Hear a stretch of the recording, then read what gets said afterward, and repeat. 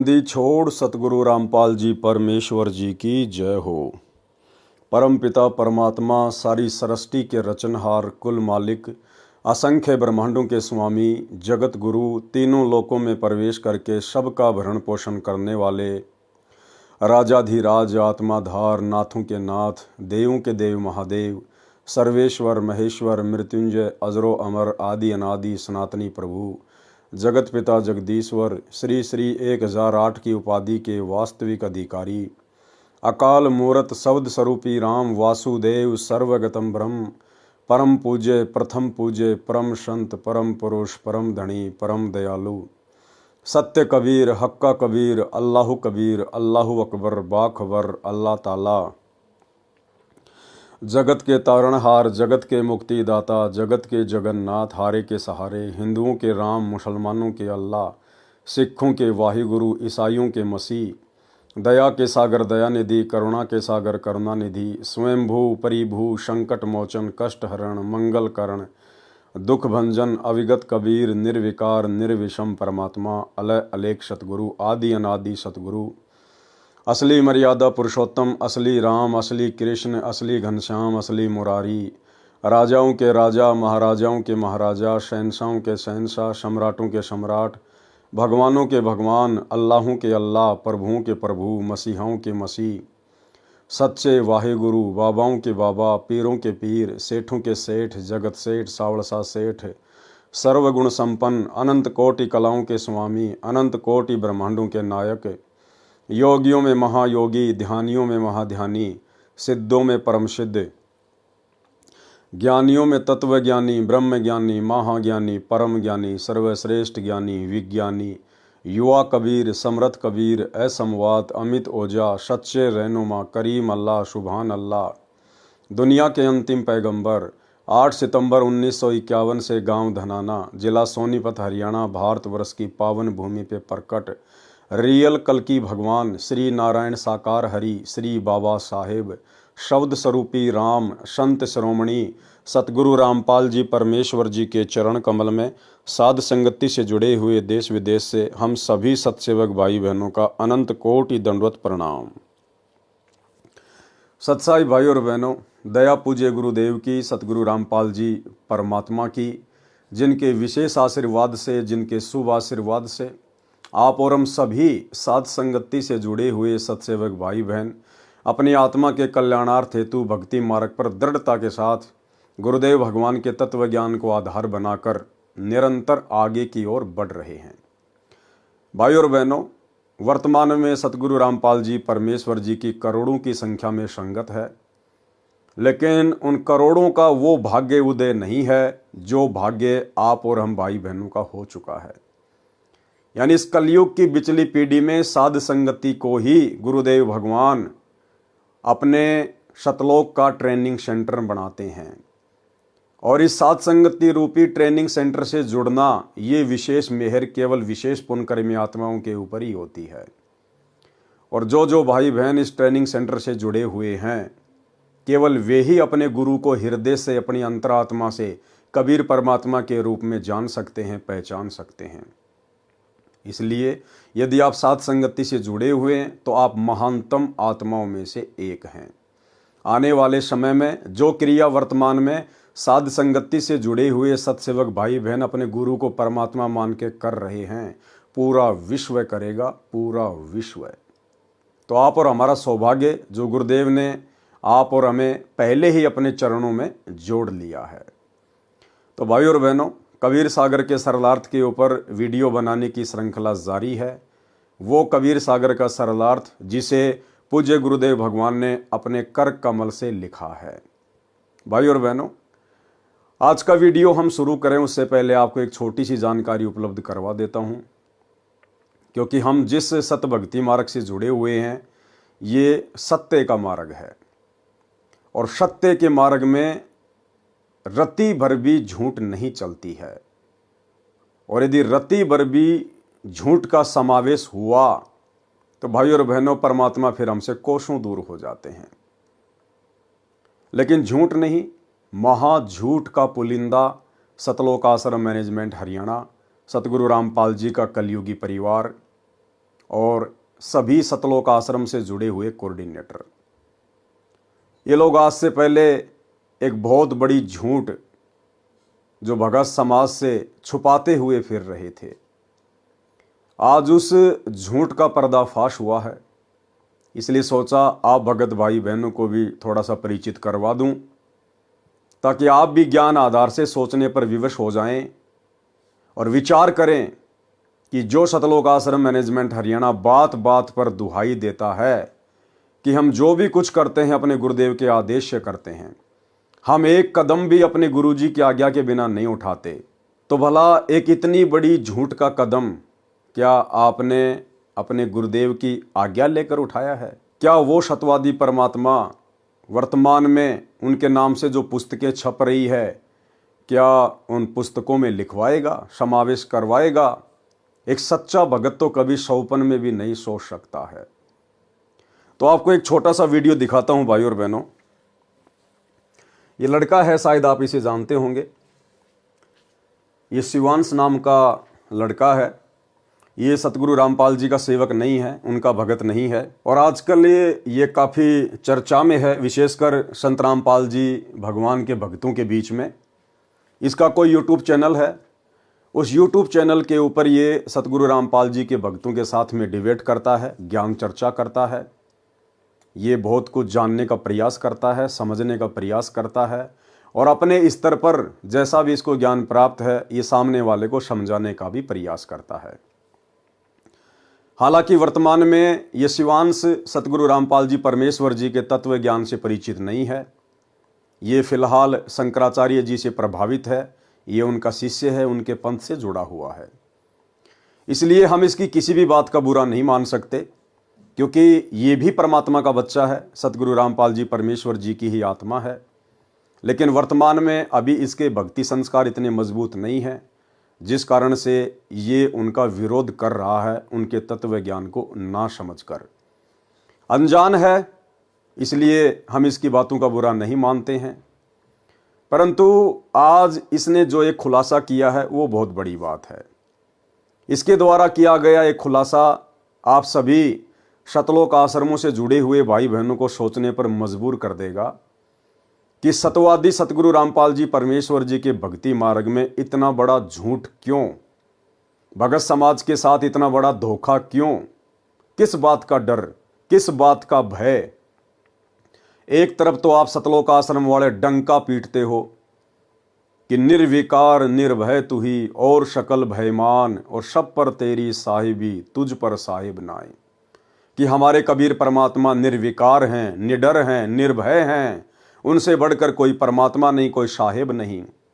तो भाई ऐसे निर्भय, निडर, निर्विकार कबीर परमात्मा की शरण में आने के बाद उनकी भक्ति करते करते फिर भाई गुरुदेव भगवान के कलयुगी परिवार को, सतलोक आश्रम मैनेजमेंट हरियाणा को भला किस बात का डर सता रहा था, जो जीने की राह जैसी पुस्तक और अंधश्रद्धा खतरा भक्ति ये ज्ञान, इन पुस्तकों में एड्रेस ही गलत लिख दिया, झूठा एड्रेस लिख दिया। ये शिवांश नाम का लड़का जब इसने देखा कि जीने की राह पुस्तक के ऊपर एक तरफ तो C117 Bawana industrial area Jaipur लिखा हुआ है, और दूसरी जीने की राह पुस्तक के ऊपर C117 बवाना इंडस्ट्रियल एरिया नई दिल्ली लिखा हुआ है। तो जयपुर में तो बवाना नाम की कोई जगह नहीं है, ना ऐसा कोई यहाँ पर औद्योगिक क्षेत्र है। फिर इसने ट्राई किया दिल्ली जाकर, और जब ये दिल्ली में गया इन पुस्तकों के ऊपर लिखे हुए एड्रेस के ऊपर, तो भाई और बहनों वहाँ पर कोई प्रिंटिंग प्रेस नहीं है। जो एड्रेस सतलोक आश्रम मैनेजमेंट हरियाणा ने काल प्रेरणा से डर और भय के कारण जीने की राह और अंधश्रद्धा खतरा भक्ति ये ज्ञान जैसी पुस्तकों के अंदर डाल रखा है, वहाँ तो एक फैक्ट्री है और उस फैक्ट्री में पाउडर बनता है, पाउडर। ये लड़का वहाँ जाके आया, पूरी जांच पड़ताल की, और इसने अपना वीडियो बना के डाला है जो दास आपको दिखा रहा है। मैं यहाँ पर इस फैक्ट्री के जो सुपरवाइजर हैं, इस समय वो हमारे साथ में हैं। आप इनसे पूछिए कि ये यहाँ पर कब से काम कर रहे हैं और ये आपको बताएंगे कि इस फैक्ट्री में इस पते पर क्या होता है, इस बिल्डिंग में क्या होता है C117 में। जी जी हाँ, C117 है फैक्ट्री सेक्टर 3 में। और यहाँ पर लगभग ये तो लगभग 10-12 साल से यहाँ पर है। और इसमें का तो कोई भी काम यहाँ नहीं होता। पाउडर बनता है, पाउडर कोटिंग वाला, सभी पाउडर कट्टे वगैरह रखे हैं। ये प्लांट है, यहाँ पर कोई ऐसी प्रेस वगैरह नहीं है। ये गलत एड्रेस पे गलत किताब छापी गई है। कोई इस तरह की यहाँ पर इस तरह कोई किताब वगैरह नहीं बनती। ये सब पाउडर का काम है। सब ये प्लांट लगा है, यहाँ पाउडर तैयार होता है। सभी कट्टे रखे हैं पाउडर के। यहाँ पर तो कोई प्रेस का तो कोई संभव ही नहीं है यहाँ पर, क्योंकि इंडस्ट्रियल एरिया है। सब यहाँ पर यही काम होता है। और ये जो बताया गया है ये गलत और अफवाह है। और जो छापा है एड्रेस, ये गलत छापा गया है इसे। तो आपने देख लिया यहाँ पर कि मजदूर यहाँ पर काम करने वाले, यहाँ पर काम करने वाले जो अन्य वर्कर हैं, सुपरवाइज़र हैं, यहाँ पर बताया जा रहा है आपको कि यहाँ पर कोई किताबें नहीं छपती, ये पूरी फर्जी किताबें हैं। इसका अर्थ ये हुआ कि इस किताब के साथ अगर आपको कोई मिलता है बांटता हुआ, तो उसको तुरंत पकड़िए, उसको थाने ले जाइए, उसके खिलाफ FIR दर्ज कराइए। ये फर्जी किताबें कहाँ छप रही हैं? ये आप FIR करा सकते हैं इन रामपालियों के खिलाफ जो सतलोक आश्रम के नाम पे आपको फर्जी किताबें बेची जा रही हैं। इनका कोई रजिस्ट्रेशन नंबर नहीं है, कोई GST नंबर नहीं है, पूरी फर्जी किताबें बेची जा रही हैं। इनको आप थाने ले जा करके, कोई भी व्यक्ति आज के बाद कोई भी रामपाली अगर मिले इन किताबों को बांटने वाला, आप उनकी FIR तुरंत दर्ज करा सकते हैं, क्योंकि ये किताबें पूरी फर्जी हैं, झूठ बोल रही हैं। अंदर हमारे देवी देवताओं का अपमान है, पूजा पद्धति का अपमान है, ग्रंथों का अपमान है, आचार्यों का अपमान है, दुर्गा माता का अपमान है, शिव भगवान का अपमान है। और बाहर छपती कहाँ है? छपती जहां पर ये छपती हैं किताबें, उस एड्रेस पर पाउडर बनता है, ना कि कोई प्रिंटिंग प्रेस है। अभी मैं ऊपर से भी आपको ये बिल्डिंग दिखाऊंगा। सब आप कब से हैं यहाँ पर? यहाँ पे हम लोग 8-10 साल से हैं। तो आपका शुभ नाम? विजय कुमार। तो विजय कुमार जी, ये हम लोग खड़े हुए हैं, आप यहाँ कहाँ खड़े हैं आप बता दीजिए। ये बवाना सेक्टर 3 है जी, इंडस्ट्री एरिया जी यही है। और ये प्लॉट नंबर ये मतलब वो 17 या 18 है। 118 C 118 है। C118 सेक्टर 3 का C 117 है वो। अच्छा, सेक्टर तो 3। आप बताएंगे C117 में क्या होता है? क्या इसमें तो पाउडर ऑर्डर का काम होता है। यहाँ पे कोई प्रिंटिंग नहीं, प्रेस तो प्रिंटिंग प्रेस नहीं है यहाँ। प्रिंटिंग प्रेस था ही नहीं, कभी नहीं था। नहीं, हम लोग तो बराबर यहाँ रहते हैं। प्रिंटिंग प्रेस रहता तो गत्ता उत्ता दिखाई देता, यहाँ ऐसा कुछ नहीं था जी। अच्छा, आप किस फैक्ट्री में काम करते हैं? हम लोग ये सामने C 128 में। C 128 में। अच्छा, बहुत बहुत धन्यवाद आपका, बहुत बहुत। अरे भाई साहब, राम राम। हम ये कह रहे हैं, आपकी जो किताबें छपती हैं, कबीर प्रिंटर्स का नाम इसमें डला हुआ है, C 117 sector 3 Bawana industrial area नई दिल्ली, यहीं पे छपती हैं क्या आपकी किताबें? क्यों जी? आपने वो लिखा है ना कबीर प्रिंटर्स? नहीं, आपको किताब चाहिए क्या? नहीं, हमें ये जानना है ये किताबें छपती कहाँ हैं? यहीं पे छपती हैं ना? चालू रखे। हाँ, लाइन पे रहे, बताते हैं। जी।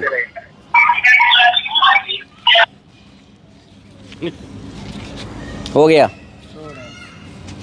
हाँ बोलिए जी, क्या जानकारी चाहिए आपको उस बारे की? भाई साहब, हम ये कह रहे हैं, आपका ये कबीर प्रिंटर्स को देखने हम आए थे, हम खड़े हुए हैं इस समय C 117 sector 3 Bawana industrial area नई दिल्ली। यहाँ पर पाउडर बन रहा है, यहाँ पर तो कबीर प्रिंटर सही नहीं। कहाँ है आपका कबीर प्रिंटर? कौन सी किताब देखी आपने? कहाँ पे किताब देखी आपने? अंधश्रद्धा, किताब पे अंधश्रद्धा भक्ति खतराए जान। अंधश्रद्धा खतरा भक्ति जान है क्या? चालू रखे, लाइन पे रहे। क्यों जाननी ये तो बताओ। आपने यहाँ पे क्यों लिखा है, बताइए। आपकी किताब में लिखा हुआ है, क्यों लिखा हुआ है ये एड्रेस? जिससे कि अगर हमें कोई काम पड़े तो हम उस एड्रेस पे जा सके ना। हेलो, ऐसे काम नहीं बनेगा। ये देख लिया आप लोगों ने इन लोगों की सच्चाई। तो इसका मतलब क्या है पता है? इसका मतलब ये है कि तुम जिनकी किताबों को बांट रहे हो, वो किताबें सब चोरी से छप रही हैं। जिस दिन किसी का दिमाग ठनकेगा और तुम्हें इन किताबों के साथ वो पुलिस स्टेशन ले जाएगा, उस दिन ये लोग तुम्हें पहचानने से मना कर देंगे कि हमने इनको कोई किताब नहीं दी, हमने इनको कोई किताब छाप के नहीं दी। आई बात समझ में? जो लोग इनकी किताबें बांट रहे हो ना सेवादार के रूप में, धर्म धर्म के प्रचार प्रसार के रूप में, गुरु के प्रचार प्रसार के रूप में, वो सोच लो तुम्हारा क्या हाल होने वाला है अब। क्योंकि अब बच्चा बच्चा जब भी इन किताबों के साथ तुम लोग पकड़े जाओगे या कोई भी पकड़ा जाएगा तो उसको सीधे थाने ले जाया जाएगा, क्योंकि इसमें दिया गया जो एड्रेस है झूठा है। ये किताबें चोरी से, फर्जी से छापी जा रही हैं। भाई और बहनों, देखो ये सत का मार्ग है और भगत का एक लक्षण बताया गुरुदेव ने। भगत कभी भी पक्षपात नहीं करता, ना जगत से ना भगत से। ये लड़का सतगुरु रामपाल जी की शरण में नहीं है, लेकिन यदि इस लड़के की कोई बात सत्य होंगी तो हम भक्तों का फर्ज बनता है कि हम उसका पक्ष लें। पक्ष लेने का मतलब है हम उसको गलत नहीं ठहरा सकते। ये बहुत ही घटिया और शर्मसार करने वाली बात है कि सतवादी सतगुरु रामपाल जी परमेश्वर जी के नाम से छापी जा रही पुस्तकों में गलत एड्रेस लिखा गया है। यदि सतलोक आश्रम मैनेजमेंट हरियाणा के ऊपर इस फैक्ट्री का मालिक, जिस फैक्ट्री में पाउडर बनता है, यदि वो मुकदमा कर दे, इन लोगों की जमानत भी करवाने वाला कोई नहीं मिलेगा, जमानत भी करवाने वाला। इतना बड़ा जुर्म, इतना बड़ा झूठ इन लोगों ने बोला है। क्या आवश्यकता थी भाई और बहनों इन लोगों को गलत एड्रेस देने की? क्या आवश्यकता आन पड़ी थी?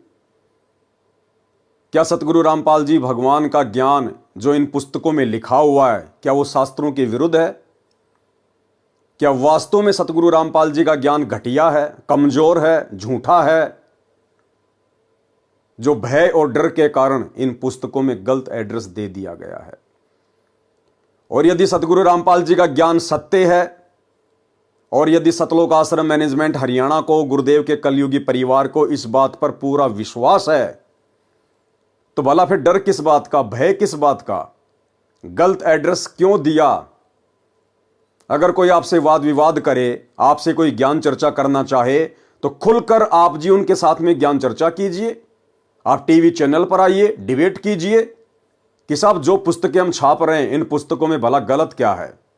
हम एक एक चीज को अपने गुरुदेव के ज्ञान आधार से और वर्तमान हिंदू, मुस्लिम, सिख, ईसाई धर्म में, समाज में जो उनकी पवित्र धार्मिक पुस्तकें हैं, हम उन्हीं से प्रमाणित कर देंगे कि सतगुरु रामपाल जी का ज्ञान गलत नहीं है, इन पुस्तकों में लिखी हुई बातें गलत नहीं है। परंतु भाई और बहनों, हाथी के दांत खाने की ओर, दिखाने की ओर।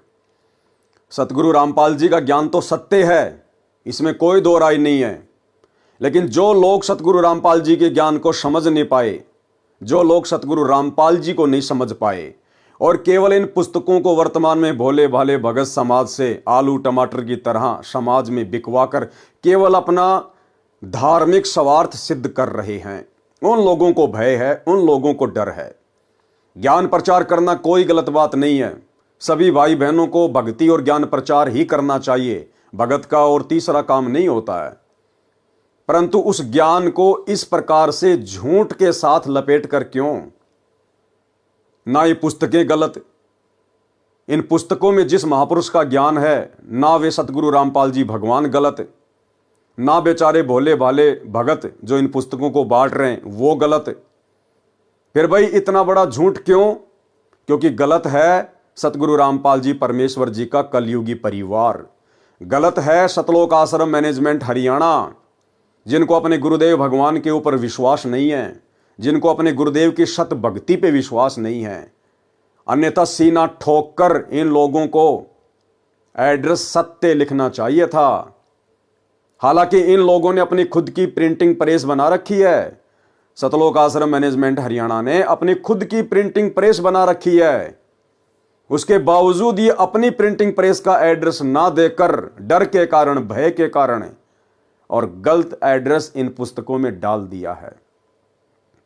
और ये शिवांश नाम का लड़का जो कह रहा है ये बात परम सत्य है, इसमें कोई दो राय नहीं है कि जिस दिन इन पुस्तकों को बांटने वाले समाज के लोगों के हत्थे चढ़ गए या पुलिस प्रशासन के हत्थे चढ़ गए, तो ये लोग आपकी खैर खबर लेने नहीं आएंगे। ये लोग जो आपको पुस्तकें दे रहे हैं बांटने के लिए, गुरुदेव का परिवार, आपके कोऑर्डिनेटर, ये आपकी जमानत तक भी करवाने नहीं आएंगे। ये तो परम सत्य है भाई और बहनों, क्योंकि ये नमूना तो ये लोग पहले ही बरवाला कांड में दिखा चुके हैं। जिस समय इन्होंने अपनी मनमानी के चलते 2014 में बरवाला कांड करवाया, जजों के खिलाफ पुस्तकें लिखी, प्रशासन को भड़काया, संत रामपाल जी को इन्होंने बंधक बनाया और उनके भोले भाले भक्तों को उन्हीं का आदेश बताकर आश्रम के बाहर काले कपड़े पहनाकर, हाथों में हथियार देकर, डंडे देकर पुलिस प्रशासन के साथ मरने मारने के लिए खड़ा कर दिया गया। और जब मीडिया वालों ने सवाल किया आश्रम के मीडिया प्रभारी राज कपूर उर्फ प्रीतम दास से, तो उस बंदे ने साफ साफ मना कर दिया कि महिला और बच्चों को हम नहीं लाए हैं, ये तो अपने आप ही आकर बैठ गए हैं। जबकि इन भक्तों की सहमति के बिना एक चिड़ी का बच्चा भी आश्रम के बाहर नहीं बैठ सकता था। उस समय जो भी आदेश दिए जा रहे थे सतलोक आश्रम मैनेजमेंट हरियाणा के द्वारा गुरुजी का नाम लेकर दिए जा रहे थे। और जब मीडिया वालों ने पूछा कि ये महिला और बच्चे बाहर क्यों बैठे हैं, आप इनको हटा क्यों नहीं रहे, तो झट से सतलोक आश्रम मैनेजमेंट हरियाणा वालों ने मना कर दिया कि बच्चे और महिला हम नहीं लेकर आए। ये लोग भाई और बहनों पैदाइशी झूठे हैं, पैदाइशी। ये लोग पहले भी सतगुरु रामपाल जी को मानुष मानते थे और आज भी मानुष ही मानते हैं, तभी तो इन लोगों ने सही एड्रेस इन पुस्तकों पर नहीं डाला है। तो वो बरवाला कांड का एक छोटा सा वीडियो मैं आपको दिखा देता हूं ताकि आपको। बच्चे और महिलाओं को इसके बीच में लाने का क्या संदर्भ बच्चे महिलाएं हम नहीं लेके आए हैं, बच्चे महिलाएं आप भी है? बीमार आप हटा होते भी हैं। तो नहीं रहे उनको? किसको? बच्चे और महिलाओं को नहीं नहीं, हम हटा रहे हैं, लेकिन वो जिद कर रहे हैं। अब उनकी जिद के आगे हम क्या करें? ये जो बंदा है आप जो देख पा रहे हैं इधर, ये इसका नाम है बीरेंद्र।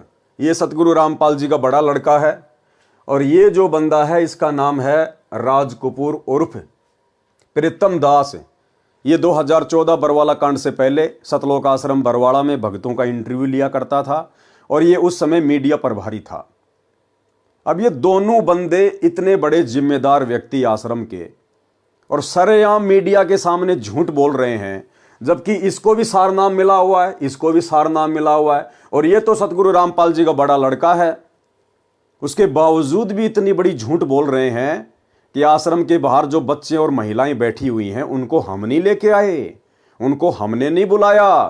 आंखों के सामने झूठ बोल रहे हैं। तो भला जो पुस्तक बांटने वाले बेचारे भोले भाले भाई बहन हैं, जिस दिन ये पकड़े जाएंगे उस दिन भला ये कैसे जिम्मेदारी लेंगे कि भाई ये पुस्तकें हम छाप रहे हैं, हम ही इनको ये पुस्तकें उपलब्ध करवाते हैं। ये लोग बिल्कुल भी सामने नहीं आएंगे। साल भर पहले इसी पुस्तक अंध श्रद्धा भक्ति खतरा ये जान के ऊपर एक विवाद हो गया था जयपुर में। और जयपुर का मीडिया चैनल है फर्स्ट इंडिया न्यूज चैनल। उस न्यूज चैनल के ऊपर बहुत बड़ी डिबेट हुई थी, लगातार 2 दिन चली थी। न्यूज चैनल वालों ने सतलोक आश्रम मैनेजमेंट हरियाणा को डिबेट के लिए बुलाया, लेकिन ये लोग डिबेट के लिए बिल्कुल भी सामने नहीं आए, क्योंकि भाई और बहनों इन लोगों को डर है, इनको भय है। इनको केवल अपना सतगुरु रामपाल जी के नाम की आड़ में उनके भोले भाले भक्तों से अपना धंधा करवाना है। बाकी इन लोगों को ज्ञान प्रचार से, भक्ति और भगवान से, भगत समाज से कोई लेना देना नहीं है। तो इतना बड़ा झूठ जब ये भक्तों की आंखों के सामने, सतलोक आश्रम बरवाड़ा के सामने, मीडिया के सामने, पूरे देश के सामने बोल सकते हैं, तो भला जिस दिन बेचारे भगत भाई बहन पकड़े जाएंगे उस दिन ये कैसे सामने आएंगे।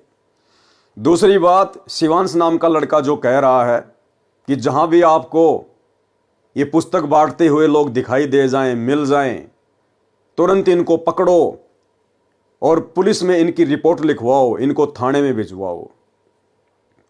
भाई और बहनों, इसमें डरने और घबराने की कोई आवश्यकता नहीं है। जो भगत भाई बहन ज्ञान प्रचार कर रहे हैं, गुरुदेव की पुस्तकें बांट रहे हैं, चाहे जीने की राह हो, ज्ञान गंगा हो, गीता तेरा ज्ञान अमृत हो, अंध श्रद्धा भक्ति खतरा ये जान हो, आप भाई बहन अपने गुरुदेव को परमात्मा मानकर उनके ऊपर दृढ़ विश्वास करके आप निसंशय होकर, निर्भय होकर आप जी परमात्मा का ज्ञान प्रचार कीजिए। आप ये पुस्तकें बांटिए। इन पुस्तकों में जो गलत एड्रेस लिखा हुआ है उसमें आपकी गलती नहीं है, उसमें गलती है सतलोक आश्रम मैनेजमेंट हरियाणा की। लेकिन आपका जो मकसद है, आपका जो टारगेट है, केवल गुरुदेव का ज्ञान प्रचार करना है। इसलिए आपके साथ परमात्मा पल पल है, पल पल। कोई ऐसी अनहोनी घटना परमात्मा घटित नहीं होने देगा। और यदि समाज में किसी ने आपको रोका टोका, आपके ऊपर मुकदमा करवाया, तो कोई बड़ी बात नहीं है। आज से पहले भी बहुत सारे मुकदमे भगत भाई बहनों के ऊपर हो रहे हैं, चल रहे हैं। कुछ नहीं बिगाड़ सकता ये समाज हमारा, क्योंकि परमात्मा कहते हैं सिर पर साईं सत्य है तो को क्या भय रे। हमारे सर पर, हमारे शीश पर हमारे पूज्य गुरुदेव भगवान जो स्वयं कबीर परमात्मा है वो बैठे हुए हैं। कोई माई का लाल हमारा बाल बाका नहीं कर सकता। और यदि फिर भी कोई इन पुस्तकों को लेकर डिबेट करना चाहे मीडिया चैनल पर, तो मैं पवन दास 24 हावर मेरे गुरुदेव भगवान के ज्ञान को लेकर आप लोगों से ज्ञान चर्चा करने के लिए तैयार हूं। सतलोक आश्रम मैनेजमेंट हरियाणा, गुरुदेव का कलयुगी परिवार, कोऑर्डिनेटर, आश्रम संचालक, ये ना कभी पहले सामने आए थे, ना वर्तमान में आ रहे हैं, ना आगे कभी ज्ञान चर्चा करने के लिए आएंगे, क्योंकि इनको खुद को पूरा ज्ञान नहीं है। इनको खुद को विश्वास नहीं है कि हमारा गुरु ही परमात्मा है और उनका ज्ञान परम सत्य है। इसलिए अगर आपको लगे कि यह ज्ञान गलत है, इस ज्ञान का कोई जो है सिर पैर नहीं है, तो मैं पवन दास अपने गुरुदेव भगवान सतगुरु रामपाल जी परमेश्वर जी के आशीर्वाद से आप जिस भी न्यूज चैनल पर डिबेट करना चाहें, मैं 24 हावर तैयार हूं। 82 73 84 95 60 ये मेरा मोबाइल नंबर है। आप मुझे व्हाट्सएप पर मैसेज करके भी सूचित कर सकते हैं और आप मुझे कॉल भी कर सकते हैं। मैं अपने गुरुदेव के ज्ञान को लेकर कभी भी डिबेट करने के लिए तैयार हूं। तो भाई और बहनों, डरने और घबराने की जरूरत नहीं है। ये तो काल प्रेरणा से इस प्रकार की आपदाएं इस भक्ति मार्ग में भगतों के ऊपर ना जाने आती रही हैं, आती रहेंगी, क्योंकि काल कभी भी परमेश्वर के मार्ग को इतनी आसानी से आगे नहीं बढ़ने देना चाहता है। लेकिन वो परमात्मा का बेटा है, परमात्मा का बच्चा है, वो परमात्मा से बाहर नहीं चल सकता, उसकी सोच इतनी नहीं है। इसलिए हमें डरने और घबराने की जरूरत नहीं है। आप अपने गुरुदेव को साक्षी मानकर, आप अपने गुरुदेव भगवान के ऊपर विश्वास करके ज्ञान प्रचार कीजिए, अपनी भक्ति कीजिए। कहीं सौपन में भी आपको धोखा नहीं मिलेगा। और यदि आपने विश्वास किया अपने कोऑर्डिनेटरों के ऊपर, गुरुदेव के बेटा बेटी भाई बंधु रिश्तेदारों के ऊपर, तो भाई धोखा ही धोखा है, धोखा ही धोखा। तो भाई और बहनों, ये कुछ बातें आपके सामने थी जो दास ने रखनी बहुत जरूरी थी, ताकि आप लोग भी अपडेट रहें कि सतवादी सतगुरु रामपाल जी परमेश्वर जी के सत भक्ति मार्ग में ये झूठ का समावेश कौन कर रहा है। क्या हमारे गुरुदेव भगवान इस प्रकार का झूठा आदेश अपने भक्तों को देंगे कि भाई मेरी पुस्तकों के ऊपर जिनमें ज्ञान सत्य है और एड्रेस तुम झूठा लिख दो। हम सौपन में भी नहीं सोच सकते, सौपन में भी, क्योंकि हमारे गुरुदेव सतवादी हैं। सतवादी के चरणों की मैं सर पर डारूं धूर, 84 निश्चय मिटे पहुंचूं तख्त हजूर। तो ये झूठ का पुलिंदा सतगुरु रामपाल जी परमेश्वर जी का कलयुगी परिवार है, सतलोक आश्रम मैनेजमेंट हरियाणा है। उसके बाद भाई और बहनों, सतलोक आश्रम मैनेजमेंट हरियाणा वालों ने इस शिवांश नाम के लड़के के ऊपर एक वीडियो बनाया है। और वीडियो इन्होंने अपने एक यूट्यूब चैनल सा न्यूज चैनल के ऊपर डाला है। और इन्होंने ये इस प्रकार का एक पोस्टर बनाया है, ये वाला पोस्टर। इन्होंने इस प्रकार का ये पोस्टर जो है बनाया है, इस शिवांश नाम के लड़के के ऊपर बनाया है। भाई और बहनों, सतगुरु रामपाल जी परमेश्वर जी ने अपना अनमोल तत्व ज्ञान देकर आप और हमें इतना सक्षम बना दिया है कि यदि ब्रह्मा विष्णु महेश भी हमारे साथ में इस ज्ञान को लेकर डिबेट करने के लिए धरती पर उतरें, तो वे मुंह की खाकर ही जाएंगे। फिर भला ऐसे छोटे मोटे बच्चों से क्या डरना, क्या घबराना। लेकिन सतलोक आश्रम मैनेजमेंट हरियाणा ने फिर एक घटिया हरकत की है। इन्होंने अपने सा न्यूज चैनल के ऊपर एक वीडियो वायरल किया है शिवांश नारायण को लेकर, और ये इस प्रकार का पोस्टर बनाया है। ये पोस्टर जो आप जी देख रहे हैं, ये इस प्रकार का एक ये पोस्टर है जो उन्होंने बनाया है। और इस पोस्टर में भाई और बहनों, सतलोक आश्रम मैनेजमेंट हरियाणा ने इस शिवांश नाम के लड़के के सर में 2 सींग लगा दिए हैं, लंबे लंबे दांत लगा दिए हैं, आंखें उसकी बिल्कुल काली काली कर दी है, एक प्रकार से राक्षस जैसा चेहरा बनाया है, राक्षस जैसा। भाई और बहनों, हम साथ संगति से जुड़े हुए सत्सेवक भाई बहन इस प्रकार की किसी भी घटिया हरकत का समर्थन नहीं करते हैं। ये सतगुरु रामपाल जी परमेश्वर जी के भक्ति मार्ग में उचित नहीं है। ज्ञान का जवाब ज्ञान से देना चाहिए। ऐसी घटिया हरकतें वो करते हैं जिनको अपने गुरुदेव भगवान का ज्ञान समझ में नहीं आया, जिनको अपने गुरुदेव भगवान के ऊपर विश्वास नहीं है, जो लोग अपने गुरुदेव के ज्ञान को लेकर डिबेट करने से डरते हैं, घबराते हैं, जिनको हारने का डर है, इस प्रकार के लोग ऐसी घटिया हरकतें करते हैं। तो ये जो घटिया हरकत सतलोक आश्रम मैनेजमेंट हरियाणा ने की है, ये बेहुदी है, भगत समाज को आम समाज के सामने शर्मसार करने वाली है। भैया, जब तक इस शिवांश नाम के लड़के को आपके गुरुदेव का ज्ञान समझ में नहीं आ जाता है, तब तक भैया काल प्रेरणा से ये इसी प्रकार की हरकतें करेगा। और ये हरकतें कर सकता है क्योंकि अभी ये आपकी गुरु की शरण में नहीं है। आप और हम भी पहले ना जाने कितने भगत भाई बहन इसी प्रकार से गुरुदेव के ज्ञान का विरोध किया करते थे, क्योंकि उस समय ये ज्ञान हमारी समझ में नहीं आ रहा था, हमारे भक्ति संस्कार इतने मजबूत नहीं थे।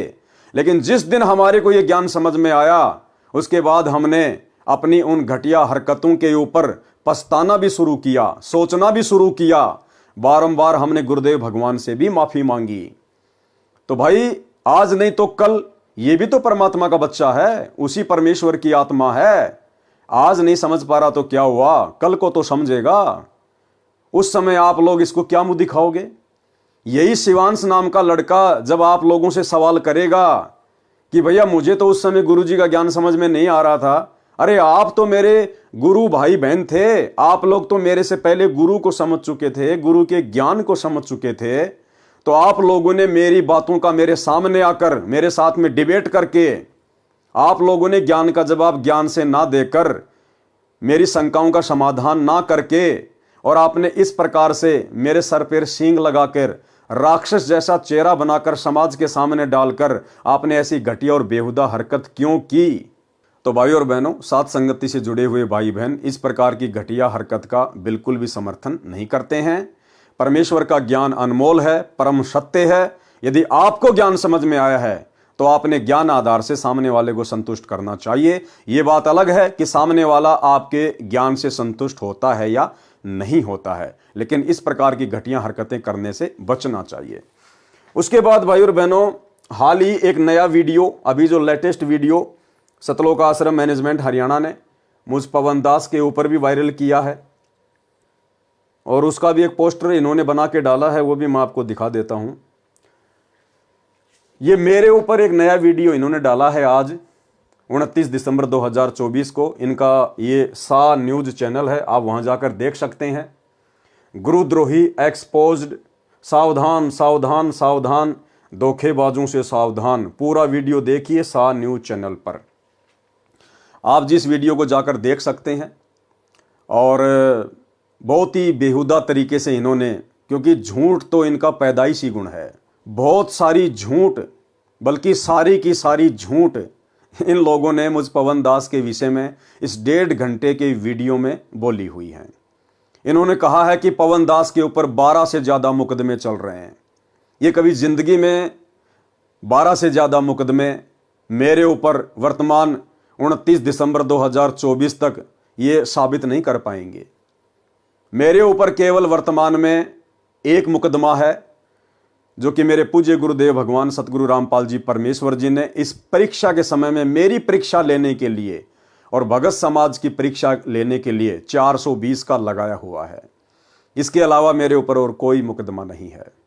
दूसरा झूठ इन्होंने बोला कि पवन दास के अवैध संबंध उसके छोटे भाई की पत्नी के साथ में थे, और एक समय पवन दास के छोटे भाई ने अपनी पत्नी को पवन दास के साथ आपत्तिजनक स्थिति में देख लिया, जिस कारण से उसके भाई ने अपनी पत्नी को तेल डालकर जला दिया। भाई और बहनों, ऐसी ऐसी महाझूठ इन लोगों ने इस वीडियो में डाल रखी हैं। मैंने वीडियो पूरा नहीं देखा, लेकिन जितना देखा उसके बाद मैंने उसको बंद कर दिया, क्योंकि मैं तो इन लोगों की पैदाइशी घटिया हरकतों से भली भांति परिचित हूँ। 10 साल से मैं इन महा झूठे लोगों को झेल रहा हूँ। लेकिन कोई बात नहीं भाई और बहनों, सत हमेशा सत ही रहेगा, सत हमेशा विजयी होता है, आज नहीं तो कल, चाहे उसको कोई कितना ही दबाने का प्रयास करे। तो ज्ञान का जवाब ज्ञान से देना चाहिए, लेकिन ऐसी घटिया हरकतें जो सतलोक आश्रम मैनेजमेंट हरियाणा के द्वारा की जा रही हैं, ये वाकई में भगत समाज को शर्मसार करने वाली हैं। तो ये एक छोटी सी जानकारी थी जो आप भगत भाई बहनों को देनी थी। अब हम आगे बढ़ते हैं परम पूज्य परमेश्वर सतगुरु रामपाल जी के कर कमल से लिखित पवित्र पुस्तक कबीर सागर के सरलार्थ में। तो भाई और बहनों, आज हमारा इस विषय पर 53 नंबर का वीडियो है और कबीर सागर का सरलार्थ पेज नंबर 503 है। पांडवों की यज्ञ में शुपच सुदर्शन द्वारा शंख बजाना। यानी धर्मदास जी ने कबीर परमेश्वर जी से सवाल किया कि हे परमात्मा, आपने द्वापर युग में पांडवों का यज्ञ किस प्रकार से सफल किया, मुझे थोड़ा विस्तार से बताने की कृपया करें। तो परमेश्वर फिर यहां बता रहे हैं, जैसा कि सर्वविदित है कि महाभारत के युद्ध में अर्जुन ने युद्ध करने से मना कर दिया था तथा शस्त्र त्याग कर युद्ध के मैदान में दोनों सेनाओं के बीच में खड़े रथ के पिछले हिस्से में आंखों से आंसू बहाता हुआ बैठ गया था। तब भगवान श्री कृष्ण के अंदर प्रवेश काल शक्ति ब्रह्म अर्जुन को युद्ध करने की राय देने लगा था। तब अर्जुन ने कहा था कि भगवान, ये घोर पाप मैं नहीं करूंगा, इससे अच्छा तो भिक्षा का अन्न भी खाकर गुजारा कर लेंगे। तब भगवान काल श्री कृष्ण जी के शरीर में प्रवेश करके बोला था कि अर्जुन, युद्ध कर, तुझे कोई पाप नहीं लगेगा। देखें गीता जी के अध्याय 11 के श्लोक 33, अध्याय 2 के श्लोक 37 व 38 में। महाभारत में लेख आता है कि श्री कृष्ण जी के कहने से अर्जुन ने युद्ध करना स्वीकार कर लिया। घमासान युद्ध हुआ, करोड़ों व्यक्ति व सर्व कौरव युद्ध में मारे गए और पांडव विजयी हुए। तब पांडव प्रमुख युधिष्ठिर को राज्य सिंहासन पर बैठाने के लिए स्वयं भगवान श्री कृष्ण ने कहा, तो युधिष्ठिर ने यह कहते हुए गद्दी पर बैठने से मना कर दिया कि मैं ऐसे पाप युक्त राज्य को नहीं करूंगा जिसमें करोड़ों व्यक्ति मारे गए थे। उनकी पत्नियां विधवा हो गई हैं, करोड़ों बच्चे अनाथ हो गए, अभी तक उनके आंसू भी नहीं सूखे हैं। किसी प्रकार की भी बात न बनती देखकर श्री कृष्ण जी ने कहा कि आप भीष्म जी से राय लो, क्योंकि जब व्यक्ति स्वयं फैसला लेने में असफल रहे तब किसी स्वजन से विचार कर लेना चाहिए। युधिष्ठिर ने यह बात स्वीकार कर ली। तब श्री कृष्ण जी युधिष्ठिर को साथ लेकर वहां पहुंचे जहां पर श्री भीष्म तीरों की सैया चारपाई पर अंतिम श्वास गिन रहे थे। वहां जाकर श्री कृष्ण जी ने भीष्म से कहा कि युधिष्ठिर राज्य गद्दी पर बैठने से मना कर रहे हैं, कृपया आप इन्हें राजनीति की शिक्षा दें। भीष्म जी ने बहुत समझाया, परंतु युधिष्ठिर अपने उद्देश्य से विचलित नहीं हुआ। यही कहता रहा कि इस पाप से युक्त रुधिर से सने राज्य को भोग कर मैं नरक प्राप्ति नहीं चाहूंगा। श्री कृष्ण जी ने कहा कि आप एक धर्म यज्ञ करो जिससे आपको युद्ध में हुई हत्याओं का पाप नहीं लगेगा। इस बात पर युधिष्ठिर सहमत हो गया और एक धर्म यज्ञ की, फिर राजगद्दी पर बैठ गया, हस्तिनापुर का राजा बन गया। ये प्रमाण सुख सागर के पहले स्कंद के 8वें तथा 9वें अध्याय से सहाभार प्रश्न नंबर 48 से 53 के ऊपर है। कुछ वर्षों के पर्यंत युधिष्ठिर को भयानक शौपन आने शुरू हो गए, जैसे बहुत सी औरतें रोती बिलखती हुई अपनी चूड़ियां तोड़ रही हैं तथा उनके मासूम बच्चे अपनी मां के पास खड़े, कुछ बैठे पिता पिता कहकर रो रहे हैं, मानो कह रहे हों, हे राजन, हमें भी मरवा दे, भेज दे हमारे पिता के पास। कई बार बिना शीश के धड़ दिखाई देते हैं, किसी की गर्दन कहीं पड़ी है, धड़ कहीं पड़ा है, हाहाकार मची हुई है। युधिष्ठिर की नींद उचट जाती, घबरा कर बिस्तर पर बैठकर हाँपने लग जाता, सारी सारी रात बैठकर या महल में घूमकर व्यतीत करता है। एक दिन द्रौपदी ने बड़े पति की यह दशा देखी, परेशानी का कारण पूछा तो युधिष्ठिर कुछ नहीं कहकर टाल गए। जब द्रौपदी ने कई रात्रियों में युधिष्ठिर की यह दुर्दशा देखी तो एक दिन चारों अर्जुन, भीम, नकुल, सहदेव को बताया कि आपका बड़ा भाई बहुत परेशान है, कारण पूछो। तब चारों भाइयों ने बड़े भैया से प्रार्थना करके पूछा कि कृपया परेशानी का कारण बताओ। ज्यादा आग्रह करने पर अपनी सर्व कहानी सुनाई। पांचों भाई इस परेशानी का कारण जानने के लिए भगवान श्री कृष्ण जी के पास गए तथा बताया कि बड़े भैया युधिष्ठिर जी को भयानक शौपन आ रहे हैं, जिनके कारण उनकी रात्रि की नींद व दिन का चैन व भूख समाप्त हो गई है। कृपया कारण व समाधान बताएं। सारी बात सुनकर श्री कृष्ण जी बोले, युद्ध में किए हुए पाप परेशान कर रहे हैं, इन पापों का निवारण यज्ञ से होता है। गीता जी के अध्याय 3 के श्लोक 13 का हिंदी अनुवाद, यज्ञ में प्रतिष्ठित इष्ट अर्थात पूर्ण परमात्मा को भोग लगाने के बाद बने प्रसाद को खाने वाले श्रेष्ठ पुरुष सब पापों से मुक्त हो जाते हैं।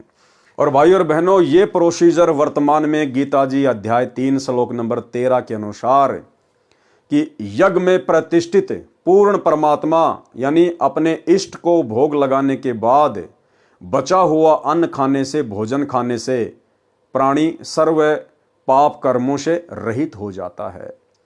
इस प्रोसीजर से वर्तमान में यदि इस पूरी पृथ्वी पर कोई भक्ति कर रहा है तो केवल साध संगति से जुड़े हुए सत्सेवक भाई बहन कर रहे हैं, क्योंकि दुनिया वालों को तो अभी तक वैसे ही नहीं पता कि पूर्ण परमात्मा कौन है, एकमात्र इष्ट कौन है, जिसके लिए गीता जी अध्याय 3 श्लोक 13 में वो श्लोक लिखा गया है। दूसरी बात, सतलोक आश्रम मैनेजमेंट हरियाणा से जुड़े हुए भाई बहन, इनको अपने गुरुदेव में सतगुरु रामपाल जी में पूर्ण परमात्मा दिखाई नहीं देता, ये उनको अपना इष्ट नहीं मानते। सतलोक आश्रमों से जुड़े हुए भाई बहन अपना इष्ट, अपना परमात्मा मानते हैं एक दाढ़ी मूछ वाली कबीर जी की समझे जाने वाली नकली मुर्दा फोटो को। इसलिए भाई और बहनों, ये सौभाग्य केवल सत्सेवक भाई बहनों को प्राप्त है, क्योंकि हम सत्सेवक भाई बहन ही अपने गुरु जी को इष्ट रूप में मानकर घर घर में उनका आसन लगाकर, घर को ही आश्रम बनाकर, ज्ञान को आधार बनाकर अपने गुरुदेव को गीता अध्याय 3 श्लोक 13 के अनुसार इष्ट मानकर प्रतिदिन भोग लगाकर ही अन्न जल ग्रहण करते हैं। इसलिए सतगुरु रामपाल जी परमेश्वर जी की लाखों करोड़ों की संगत में से वर्तमान में पूर्णतया पाप नाशक भक्ति केवल सत्सेवक भाई बहन ही कर रहे हैं। गीता जी के अध्याय 3 के श्लोक 13 का हिंदी अनुवाद, यज्ञ में प्रतिष्ठित इष्ट अर्थात पूर्ण परमात्मा को भोग लगाने के बाद बने प्रसाद को खाने वाले श्रेष्ठ पुरुष सब पापों से मुक्त हो जाते हैं। जो पापी लोग अपना शरीर पोषण करने के लिए ही अन्न पकाते हैं, वे तो पाप को ही खा रहे हैं। तो सत्सेवकों को छोड़कर बाकी दुनिया वाले और सतलोक आश्रमों से जुड़े हुए भाई बहन केवल पाप ही खा रहे हैं, अर्थात यज्ञ करके सर्व पापों से मुक्त हो जाते हैं। और कोई चारा न देखकर पांडवों ने श्री कृष्ण जी की सलाह स्वीकार कर ली। यज्ञ की तैयारी की गई। सर्व पृथ्वी के मानव, ऋषि, सिद्ध, साधु व स्वर्ग लोक के देव भी आमंत्रित करने को श्री कृष्ण जी ने कहा कि जितने अधिक व्यक्ति भोजन पाएंगे उतना ही अधिक पुण्य होगा। इसलिए भाई और बहनों, भंडारों में हम लोगों ने भोजन नहीं खाना चाहिए। किसी भी धार्मिक अनुष्ठान में जो हमारे इष्ट, हमारे पूज्य गुरुदेव के निमित्त ना हो, हमने वहां पर जल भी ग्रहण नहीं करना चाहिए। श्री कृष्ण जी क्या कह रहे हैं कि पृथ्वी के सभी प्राणियों को आमंत्रित कर दो। जितने ज्यादा लोग भंडारा खाएंगे तुम्हारे पाप कर्म उतने ही हल्के होंगे। अर्थात जो जो लोग वो भंडारा खाएंगे उसी अनुपात में युधिष्ठिर के पाप कर्म उन भंडारा करने वाले लोगों के हिस्से में चले जाएंगे। इसलिए हम सतगुरु रामपाल जी परमेश्वर जी के भक्तों ने जो धार्मिक अनुष्ठान हमारे गुरु जी के निमित्त ना हो, उसके अलावा हमने किसी भी देवी देवता या अन्य कोई भी जागरण हो, कुछ भी हो, हमने वहां पर भंडारा तो छोड़िए जल भी ग्रहण नहीं करना चाहिए। अन्यथा हम मर्यादाहीन हो जाएंगे और दुनिया भर का पाप, जो 3 लोक का भार उन अनुपदेशी लोगों के सिर पर काल ने रखा हुआ है, वो हम अपने सिर पर ले लेंगे। श्री कृष्ण जी ने कहा कि जितने अधिक व्यक्ति भोजन पाएंगे उतना ही अधिक पुण्य होगा, परंतु संतों व भक्तों से विशेष लाभ होता है। उनमें भी कोई परम शक्ति युक्त संत होगा, वह पूर्ण लाभ दे सकता है। तथा यज्ञ पूर्ण होने का साक्षी एक 5 मुख वाला पंचजन्य शंख एक सुसज्जित ऊंचे आसन पर रख दिया जाएगा। भाई और बहनों, श्री कृष्ण जी के अंदर ये प्रेरणा भी कबीर परमेश्वर सतगुरु रामपाल जी भगवान ने ही की कि वहां पर एक 5 मुख वाला पंचजन्य शंख रख दिया जाए, ताकि ये पता चले कि यदि किसी परम संत ने भोजन किया है तो ये शंख 5 बार आवाज करेगा। जानबूझकर कबीर परमेश्वर जी ने श्री कृष्ण जी के अंदर प्रेरणा करके वो पंचजन्य शंख रखवाया। इन 12 करोड़ ब्राह्मणों को, 9 नाथों, 84 सिद्धों, 88,000 ऋषियों को और 33 करोड़ देवी देवताओं सहित सूक्ष्म रूप में ब्रह्मा विष्णु महेश को असफल सिद्ध करने के लिए, ताकि दुनिया को पता चले कि जो भक्ति तुम कर रहे हो, जिन भगवानों को भगवान मान के तुम भक्ति कर रहे हो, जिन साधु संत महात्मा मंडलेश्वरों की शरण में तुम मोक्ष प्राप्ति की उम्मीद लगाए बैठे हो, ये सब के सब भक्ति से खाली हैं। ये सब के सब काल की गोद में खेल रहे हैं। इनके भोजन करने से शंख नहीं बजा। और उसके बाद में कबीर परमेश्वर अपने भगत सुपच सुदर्शन के रूप में स्वयं आए भोजन करने के लिए। उस समय वो शंख बजा ताकि परमेश्वर की महिमा पूरे संसार में हो। और आने वाले समय में जब भक्ति युग आएगा, जब कलयुग की पिछली पीढ़ी आएगी, जब कलयुग का 5505 वर्ष वाला वो समय आएगा, उस समय जो आत्मा उस कबीर परमात्मा सतगुरु रामपाल जी की शरण में आएंगी, तो उन आत्माओं के सामने एक उदाहरण पेश किया जा सके। उन आत्माओं को ये कथाएं सुन के दृढ़ विश्वास हो जाए कि केवल कबीर परमात्मा ही सर्वशक्तिमान है, इसके अलावा किसी भी भगवान की भक्ति करने से मोक्ष प्राप्त नहीं किया जा सकता। एकमात्र कबीर परमेश्वर सतगुरु रामपाल जी के अलावा बाकी कोई भी देवी देवता ब्रह्मा विष्णु महेश समर्थ नहीं है। तथा यज्ञ पूर्ण होने का साक्षी एक 5 मुख वाला पंचजन्य शंख एक सुसज्जित ऊंचे आसन पर रख दिया जाएगा। तथा जब इस यज्ञ में कोई परम शक्ति युक्त संत भोजन खाएगा तो यह शंख स्वयं आवाज करेगा। इतनी गूंज होगी कि पूरी पृथ्वी पर तथा स्वर्ग लोक तक आवाज सुनाई देगी। यज्ञ की तैयारी हुई। निश्चित दिन को सर्व आदरणीय आमंत्रित भगतगण 88,000 ऋषि, 33 करोड़ देवता, 9 नाथ, 84 सिद्ध, ब्रह्मा विष्णु शिव आदि पहुंच गए। यज्ञ कार्य शुरू हुआ। बाद में सब ने यज्ञ का बचा प्रसाद भंडारा सर्व उपस्थित महानुभावों व भक्तों तथा जनसाधारण को खिलाया। स्वयं भगवान श्री कृष्ण जी ने भी भोजन खा लिया, परंतु शंख नहीं बजा। शंख नहीं बजा तो यज्ञ संपूर्ण नहीं हुई। उस समय युधिष्ठिर ने श्री कृष्ण जी से पूछा, हे मधुसूदन, शंख नहीं बजा, सर्व महापुरुषों व आगंतुकों ने भोजन पा लिया, कारण क्या है? श्री कृष्ण जी ने कहा कि इनमें कोई पूर्ण संत सतनाम व सारनाम उपासक नहीं है। तो भाई फिर श्री कृष्ण जी क्या रह गए? अरे श्री कृष्ण जी ने भी तो भोजन खा लिया। श्री कृष्ण उर्फ विष्णु। भाई अगर उन बाकी संतों महंतों मंडलेश्वरों 9 नाथ, 84 सिद्ध, 88,000 ऋषि, 33 करोड़ देवी देवता और सूक्ष्म रूप में ब्रह्मा और शिव जी ये सब भोजन कर चुके थे, लेकिन शंख नहीं बजा। तो युधिष्ठिर श्री कृष्ण जी से पूछ रहा है कि भगवान शंख नहीं बजा। तो श्री कृष्ण ने कहा कि इनमें कोई भी पूर्ण शक्ति युक्त नहीं है, कोई भी उस पूर्ण परमात्मा का सतनाम या सारनाम उपासक संत नहीं है। तो भाई और बहनों, श्री कृष्ण भी फैल। इसलिए परमेश्वर ने अपनी महिमा करनी थी द्वापर युग में उस यज्ञ के माध्यम से, ताकि आज आप और हमें विश्वास हो। कारण क्या है? श्री कृष्ण जी ने कहा कि इनमें कोई पूर्ण संत सतनाम व सारनाम उपासक नहीं है। तब युधिष्ठिर को बड़ा आश्चर्य हुआ कि इतने महामंडलेश्वर, जिसमें वशिष्ठ मुनि, मार्कंडे, लोमस ऋषि, 9 नाथ, गोरखनाथ जैसे 84 सिद्ध आदि आदि, व स्वयं भगवान श्री कृष्ण जी ने भी भोजन खा लिया, परंतु शंख नहीं बजा। इस पर श्री कृष्ण जी ने कहा, ये सर्व मान बढ़ाई के भूखे हैं।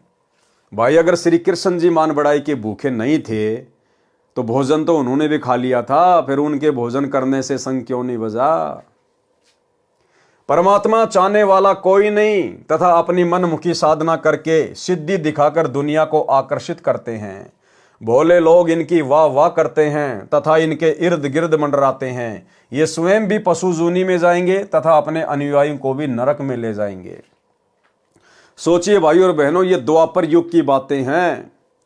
द्वापर युग के साधु संत महात्मा ऋषि मंडलेश्वर आचार्य ये वर्तमान कलयुग के आचार्य और शंकराचार्य से तो लाखों गुना ज्यादा उत्तम, शुद्ध और पाक थे और वेदों के अनुसार साधना किया करते थे।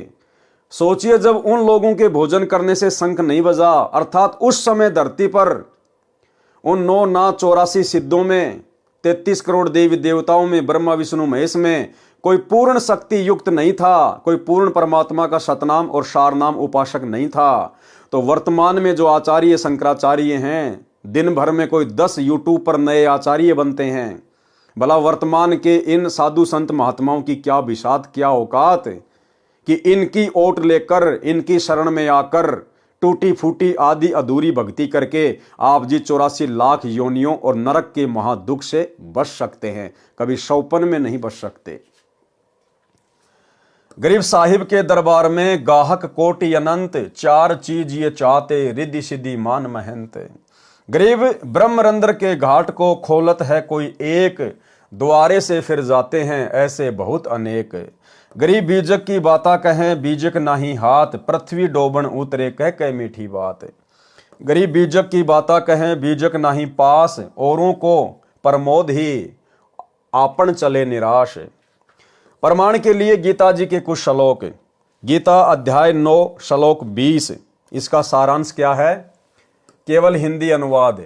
तीनों वेदों में विधान सोम रस को पीने वाले पाप रहित पुरुष मुझको यज्ञों के द्वारा पूज्य देव के रूप में पूजकर स्वर्ग की प्राप्ति चाहते हैं।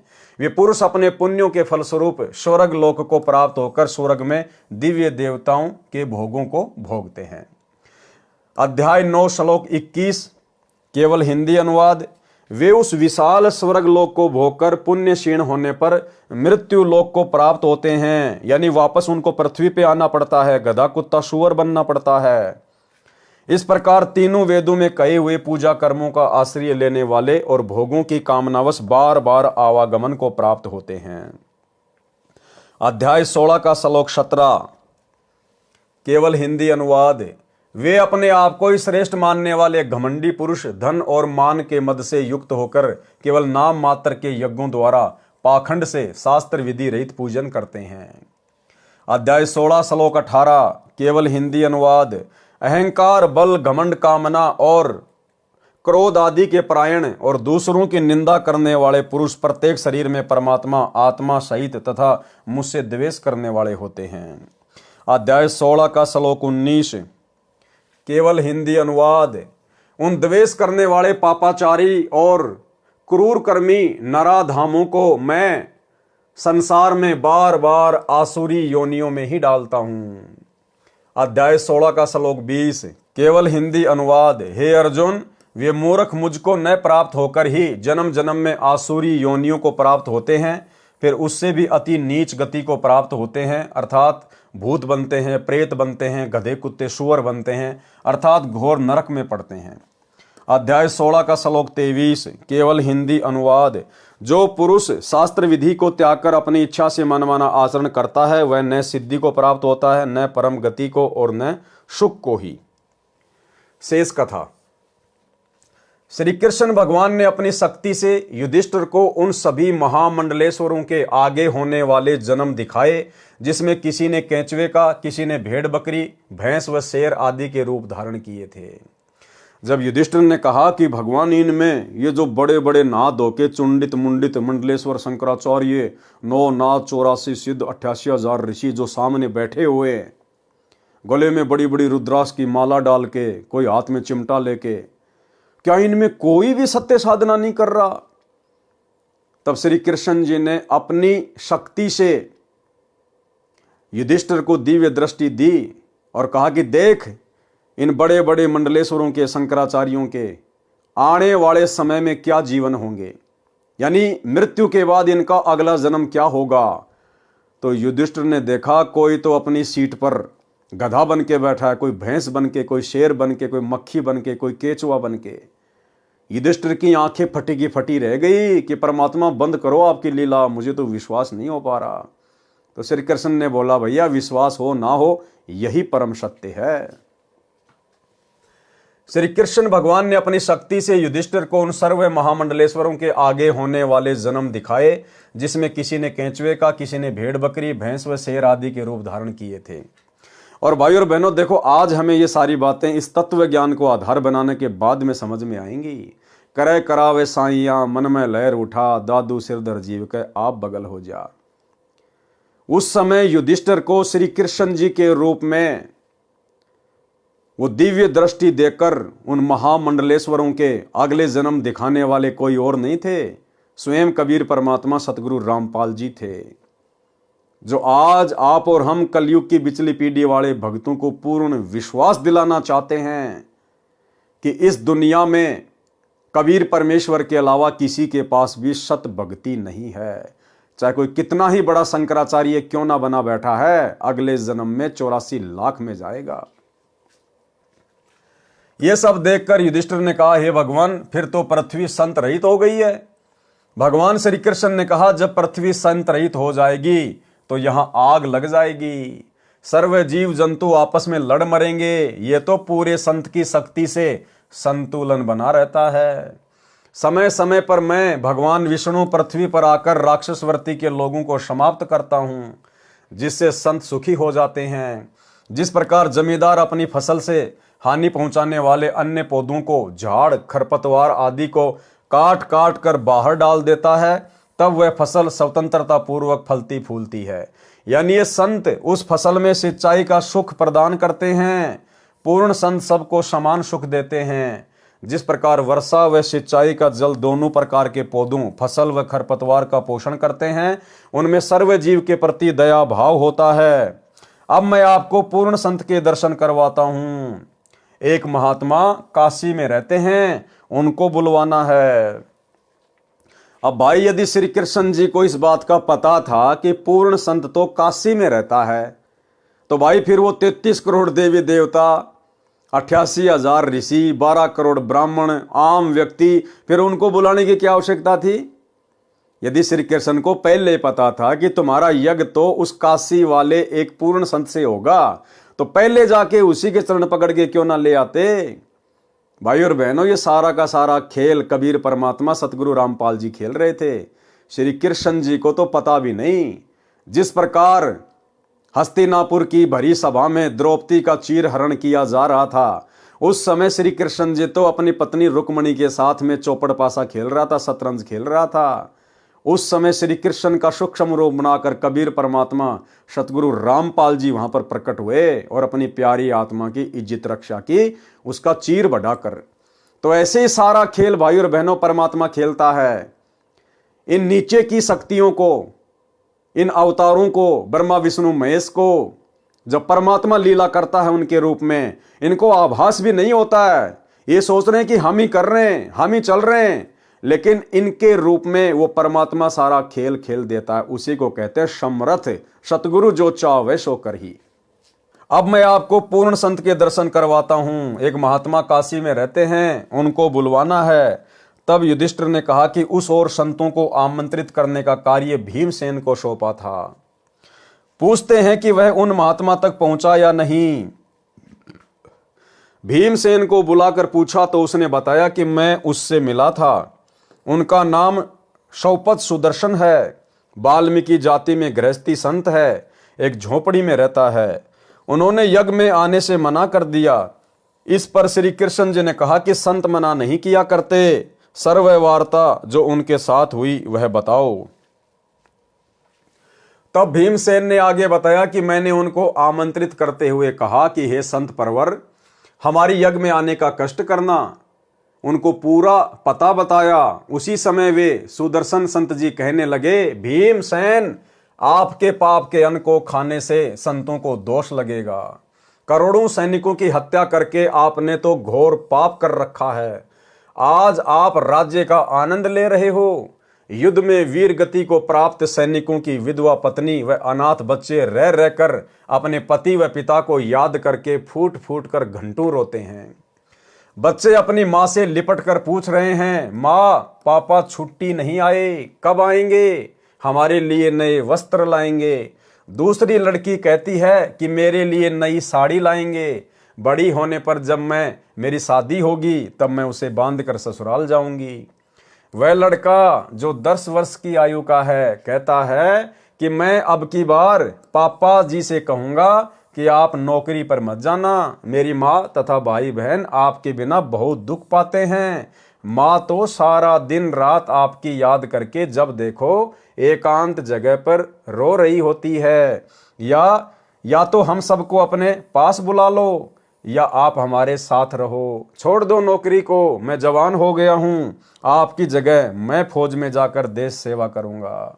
आप अपने परिवार में रहो। आने दो पिताजी को, बिल्कुल नहीं जाने दूंगा। उन बच्चों को दुखी होने से बचाने के लिए उनकी मां ने उन्हें ये नहीं बताया कि आपके पिताजी युद्ध में मर चुके हैं, क्योंकि उस समय वे बच्चे अपने मामा के घर गए हुए थे। केवल छोटा बच्चा जो 1.5 वर्ष की आयु का था वही घर पर था। अन्य बच्चों को जानबूझकर नहीं बुलाया था। इस प्रकार उन मासूम बच्चों की आपसी वार्ता से दुखी होकर उनकी माता का हृदय पति की याद के दुख से भर आया। उसे हल्का करने के लिए, रोने के लिए दूसरे कमरे में जाकर फूट फूट कर रोने लगी। तब सारे बच्चे माँ के ऊपर गिरकर रोने लगे। संबंधियों ने आकर शांत करवाया। कहा कि बच्चों को स्पष्ट बताओ कि आपके पिताजी युद्ध में वीर गति को प्राप्त हो गए हैं। जब बच्चों को पता चला कि हमारे पापा यानी पिताजी अब कभी नहीं आएंगे, तब उस स्वार्थी राजा को कोसने लगे जिसने अपने भाई बंटवारे के लिए दुनिया के लालों का खून पी लिया। ये कोई देश रक्षा की लड़ाई भी नहीं थी जिसमें हम संतोष कर लेते कि देश के हित में प्राण दिए हैं। इस खूनी राजा ने अपने ऐशो आराम के लिए खून की नदी बहा दी। अब उस पर मौज कर रहा है। आगे संत सुदर्शन सुपच बता रहे हैं कि भीम ऐसे ऐसे करोड़ों प्राणी युद्ध की पीड़ा से पीड़ित हैं, उनकी हाय आपको चैन नहीं लेने देगी। चाहे करोड़ यज्ञ करो, ऐसे दुष्ट अन्न को कौन खाए। यदि मुझे बुलाना चाहते हो तो मुझे पहले किए हुए 100 यज्ञों का फल देने का संकल्प करो, अर्थात 100 यज्ञों का फल मुझे दो, तब मैं आपके भोजन पाऊं। इसीलिए भाई और बहनों, सतगुरु देव भगवान की प्रेरणा से ये दास वीडियो बनाता है, आप सभी भगत भाई बहनों को समझाता है कि सरकार की तरफ से जो मुफ्त में राशन दिया जाता है, जो राशन दिया जाता है, कुछ भी हो, आप और हम भगत भाई बहनों ने बिल्कुल भी स्वीकार नहीं करना है, क्योंकि वो जो पैसा है वो गरीब जनता के टैक्स का पैसा है, गरीब जनता की हाय है। और सरकार के द्वारा मुफ्त में जो राशन दिया जाएगा, यदि हम उसको खाएंगे तो ना जाने कितने करोड़ों लोगों की हाय और बद्दुआ भी हम साथ में खाएंगे। हमारा भजन भंग हो जाएगा, हमारा मन विचलित हो जाएगा, भक्ति में हमारा मन नहीं लगेगा, मर्यादा टूटेगी। इसलिए दास आप सभी भगत भाई बहनों को मना करता है। फिर सुपच ने यहां पर कहा कि ऐसे ऐसे 100 यज्ञों का फल पहले मुझे समर्पित करो, तब मैं तुम्हारा भोजन खाऊंगा। भाई और बहनों, ये तो द्वापर की बातें हैं। द्वापर में परमात्मा ने किसी को भी पूर्ण ज्ञान नहीं दिया था, अपनी भक्ति बचाने का पूर्ण साधन नहीं बताया था। ये पूर्ण ज्ञान तो परमात्मा ने वर्तमान कलयुग की बिचली पीढ़ी में देना था। अतः इस समय हमने भूलकर भी ये गलती नहीं करनी है, किसी के यज्ञ में, किसी के भंडारे में, किसी के जागरण में या देवी देवताओं के निमित्त जो भोजन प्रसाद वगैरह बनाया जाता है उसको भूलकर भी नहीं खाना है। और वर्तमान में हमें कोई 100 यज्ञों का फल तो क्या, यदि हमें 1 करोड़ अश्वमेघ यज्ञ का फल देना स्वीकार करे तो भी हम भाई बहनों ने उस घर का 1 गिलास पानी भी नहीं पीना है, उस भंडारे का एक अन्न भी नहीं खाना है, अन्यथा हमारी भक्ति नष्ट होगी। यदि मुझे बुलाना चाहते हो तो मुझे पहले किए हुए 100 यज्ञों का फल देने का संकल्प करो, अर्थात 100 यज्ञों का फल मुझे दो, तब मैं आपके भोजन पाऊंगा। सुदर्शन जी के मुख से इस बात को सुनकर भीम ने बताया कि मैं बोला, आप तो कमाल के व्यक्ति हो, 100 यज्ञों का फल मांग रहे हो, ये हमारी दूसरी यज्ञ है, आपको 100 का फल कैसे दें। इससे अच्छा तो आप मत आना, आपके बिना कौन सी यज्ञ संपूर्ण नहीं होगी। जब स्वयं भगवान कृष्ण जी हमारे साथ हैं तो तेरे न आने से क्या यज्ञ पूर्ण नहीं होगा। सर्व वार्ता सुनकर श्री कृष्ण जी ने कहा, भीम, संतों के साथ ऐसा आपत्तिजनक व्यवहार नहीं करना चाहिए। भीम ने कोई मार पिटाई नहीं करी, कोई गाली गलौच नहीं की, थोड़ा सा अकड़ में बोल के आया था कि मत आना, तेरे बिना कौन सी हमारी यज्ञ सफल नहीं होगी। इसी बात को लेकर श्री कृष्ण जी ने भीम से कहा कि भीम, आपने संतों के साथ, भक्तों के साथ इस प्रकार से बातें नहीं करनी चाहिए, बहुत हानिकारक है। सोचिए भाई और बहनों, ये नियम है भक्ति का।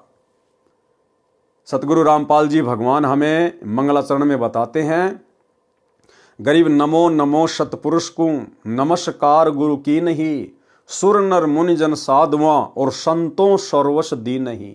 संतों सर्वस दी नहीं, चाहे कोई जगत का व्यक्ति हो चाहे भगत हो, हमने सभी के साथ में समान रूप से प्रेम पूर्वक सादगी वाला सभ्यता वाला ही व्यवहार करना है। भगत ने किसी को भी गाली गलोच नहीं करनी, मार पिटाई नहीं करनी, ऊंची आवाज में नहीं बोलना, गुस्से में आके नहीं बोलना, दुर्व्यवहार नहीं करना। ये नियम है अपनी भक्ति को सफल करने के लिए। तो सोचिए, भीम ने तो द्वापर में खाली थोड़ा सा अकड़ में बोला था, उसी बात को लेकर श्री कृष्ण जी ने मना कर दिया कि संतों के साथ ऐसा व्यवहार नहीं करना चाहिए। और वर्तमान में भाई और बहनों, ये संपूर्ण आध्यात्मिक ज्ञान लेकर पूर्ण परमात्मा सतगुरु रामपाल जी की शरण ग्रहण करके, और कहते हैं हमने सतगुरु रामपाल जी से सार नाम ले लिया, सार शब्द ले लिया। दिन रात हम सतगुरु रामपाल जी के साथ आश्रम में रहते थे। उनके बेटा बेटी भाई बंधु रिश्तेदार बड़े बड़े कोऑर्डिनेटर, और वे लोग अपने ही गुरु भाई बहनों के साथ, सत्सेवकों के साथ में लट्ठों से बात करते हैं, लात और घूसों के साथ बात करते हैं, बेवजह अपने गुरु भाई बहनों की जबरदस्त पिटाई करते हैं। गालियों की तो कोई सीमा ही नहीं है, धमकियों की तो कोई सीमा ही नहीं है। सोचिए भाई और बहनों, इनका आने वाले समय में क्या हश्र होगा।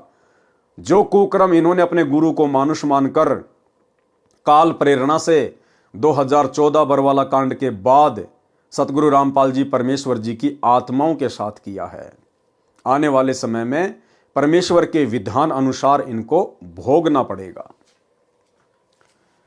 सर्वे वार्ता सुनकर श्री कृष्ण जी ने कहा, भीम, संतों के साथ ऐसा आपत्तिजनक व्यवहार नहीं करना चाहिए। 7 समंदरों का अंत पाया जा सकता है, परंतु सतगुरु कबीर साहिब के संत का पार नहीं पा सकते। उस महात्मा सुदर्शन वाल्मीकि के एक बाल के समान 3 लोक भी नहीं है। मेरे साथ चलो उस परमपिता परमात्मा के प्यारे हंस को लाने के लिए। तब 5 पांडव व श्री कृष्ण भगवान शौपथ सुदर्शन की झोपड़ी की ओर रथ में बैठकर चले। 1 योजन अर्थात 12 किलोमीटर पहले रथ से उतरकर नंगे पैरों चले तथा रथ को खाली लेकर रथवान पीछे पीछे चला। भाई और बहनों, ये लीला भी श्री कृष्ण जी के रूप में कबीर परमात्मा सतगुरु रामपाल जी भगवान ही कर रहे थे। 5 पांडवों को लेकर गए नंगे पैरों। आप और हम बिचली पीढ़ी वालों को एक संदेशा देना था परमात्मा ने कि वो तो खाली सुपर सुदर्शन को एक भगत मान रहे थे, और तुम्हारे सामने तो आज धरती पर स्वयं कबीर परमात्मा प्रकट है, तुम्हारे गुरुदेव भगवान के रूप में प्रकट है। तो तुम्हारा व्यवहार, तुम्हारा आचरण, तुम्हारा बोलचाल अपने गुरुदेव भगवान के साथ में कैसा होना चाहिए। लेकिन काल प्रेरणा से सतलोक आश्रम मैनेजमेंट हरियाणा इस परम संत को नहीं पहचान पाया, आज भी नहीं पहचान पा रहा, और अपनी उल्टी हरकतों के चलते, अपनी मनमानियों के कारण जजों के खिलाफ 3 पुस्तकें लिखकर प्रशासन को भड़काकर बरवाला कांड जैसी घटना को जन्म दे दिया गया, जिसके चलते आज वो पूर्ण परमात्मा पिछले 10 वर्षों से हिसार की जेल में बैठा हुआ है। 1 योजन अर्थात 12 किलोमीटर पहले रथ से उतरकर नंगे पैरों चले तथा रथ को खाली लेकर रथवान पीछे पीछे चला। उस समय स्वयं कबीर साहिब सुदर्शन सुपच का रूप बनाकर झोपड़ी में बैठ गए। वह सुदर्शन को अपनी गुप्त प्रेरणा से मन में संकल्प उठाकर कहीं दूर के संत या भगत से मिलने भेज दिया, जिसमें आने व जाने में कई रोज लगने थे। तब सुदर्शन के रूप में सतगुरु की चमक व शक्ति देखकर सर्व पांडव बहुत प्रभावित हुए। स्वयं श्री कृष्ण जी ने लंबी दंडवत प्रणाम की। तब देखा देखी सर्व पांडवों ने भी की, ऐसा ही किया। श्री कृष्ण जी की तरफ नजर करके सुपर सुदर्शन ने आदर पूर्वक कहा कि हे त्रिभुवन नाथ, आज इस दीन के द्वार पर कैसे? मेरा अहोभाग्य कि आज दीनानाथ विशंबर नाथ मुझ तुच्छ को दर्शन देने स्वयं चलकर आए हैं। सबको आदर पूर्वक बैठा दिया तथा आने का कारण पूछा। उस समय श्री कृष्ण जी ने कहा कि हे जानी जान, आप सर्वगति से परिचित हैं। पांडवों ने यज्ञ की है, वह आपके बिना संपूर्ण नहीं हो रही है। कृपया इनको कृतार्थ करें। उसी समय वहां उपस्थित भीम की ओर संकेत करते हुए सुदर्शन रूपधारी परमेश्वर कबीर जी ने कहा कि ये वीर मेरे पास आया था तथा अपनी मजबूरी से इसे अवगत करवाया था। उस समय श्री कृष्ण जी ने कहा कि हे पूर्ण ब्रह्म, आपने स्वयं अपनी वाणी में कहा है कि संत मिलन को चालिए तज माया अभिमान, जो जो पग आगे धरे सो सो यज्ञ समान। आज पांचों पांडव राजा हैं तथा मैं स्वयं द्वारिकाधीश आपके दरबार में राजा होते हुए भी नंगे पैरों उपस्थित हूं। अभिमान का नामो निशान भी नहीं है तथा स्वयं भीम ने भी खड़ा होकर उस दिन कहे हुए अपशब्दों की चरणों में पड़कर क्षमा याचना की। श्री कृष्ण जी ने कहा, हे नाथ, आज यहाँ आपके दर्शनार्थ आए, आपके 6 सेवकों के कदमों के यज्ञ समान फल को स्वीकार करते हुए सो आप रखो तथा शेष हम भिखारियों को दान दीजिए ताकि हमारा भी कल्याण हो। इतना आधीन भाव सर्व उपस्थित जनों में देखकर जगत गुरु साहेब करुणामय सुदर्शन रूप में अति प्रसन्न हुए। कबीर साधु भूखा भाव का, धन का भूखा नाही, जो कोई धन का भूखा वो साधु भी नहीं। उठकर उनके साथ चल पड़े। जब सुदर्शन जी यज्ञशाला में पहुंचे तो चारों ओर एक से एक ऊंचे सुसज्जित आसनों पर विराजमान महामंडलेश्वर सुदर्शन जी के रूप व वेश, दोहरी धोती, घुटनों से थोड़ी नीचे तक, छोटी छोटी दाढ़ी, सिर के बिखरे केस, न बड़े न छोटे, टूटी फूटी जूती, मैले से कपड़े, तेजोमय शरीर को देखकर अपने मन में सोच रहे हैं कि ऐसे अपवित्र व्यक्ति से शंख 7 जन्म भी नहीं बच सकता। ये तो हमारे सामने ऐसे है जैसे सूर्य के सामने दीपक। श्री कृष्ण जी ने स्वयं उस महात्मा का आसन अपने हाथों से लगाया, बिछाया, क्योंकि श्री कृष्ण जी श्रेष्ठ आत्मा हैं, भगवान हैं। उन्होंने सुदामा व भिलनी को भी हृदय से चाहा। अब बताइए भाई और बहनों, सुदामा और भिलनी को हृदय से किसने चाहा था? जब सुदामा द्वारिका में गया श्री कृष्ण से मिलने, तो उस समय कबीर परमात्मा सतगुरु रामपाल जी ने श्री कृष्ण जी में गुप्त प्रेरणा करके उनको 8-10 दिन के लिए बाहर के टूर पर भेज दिया और स्वयं श्री कृष्ण जी का रूप बनाकर अपने प्रिय भगत सुदामा जी के चरण धोए।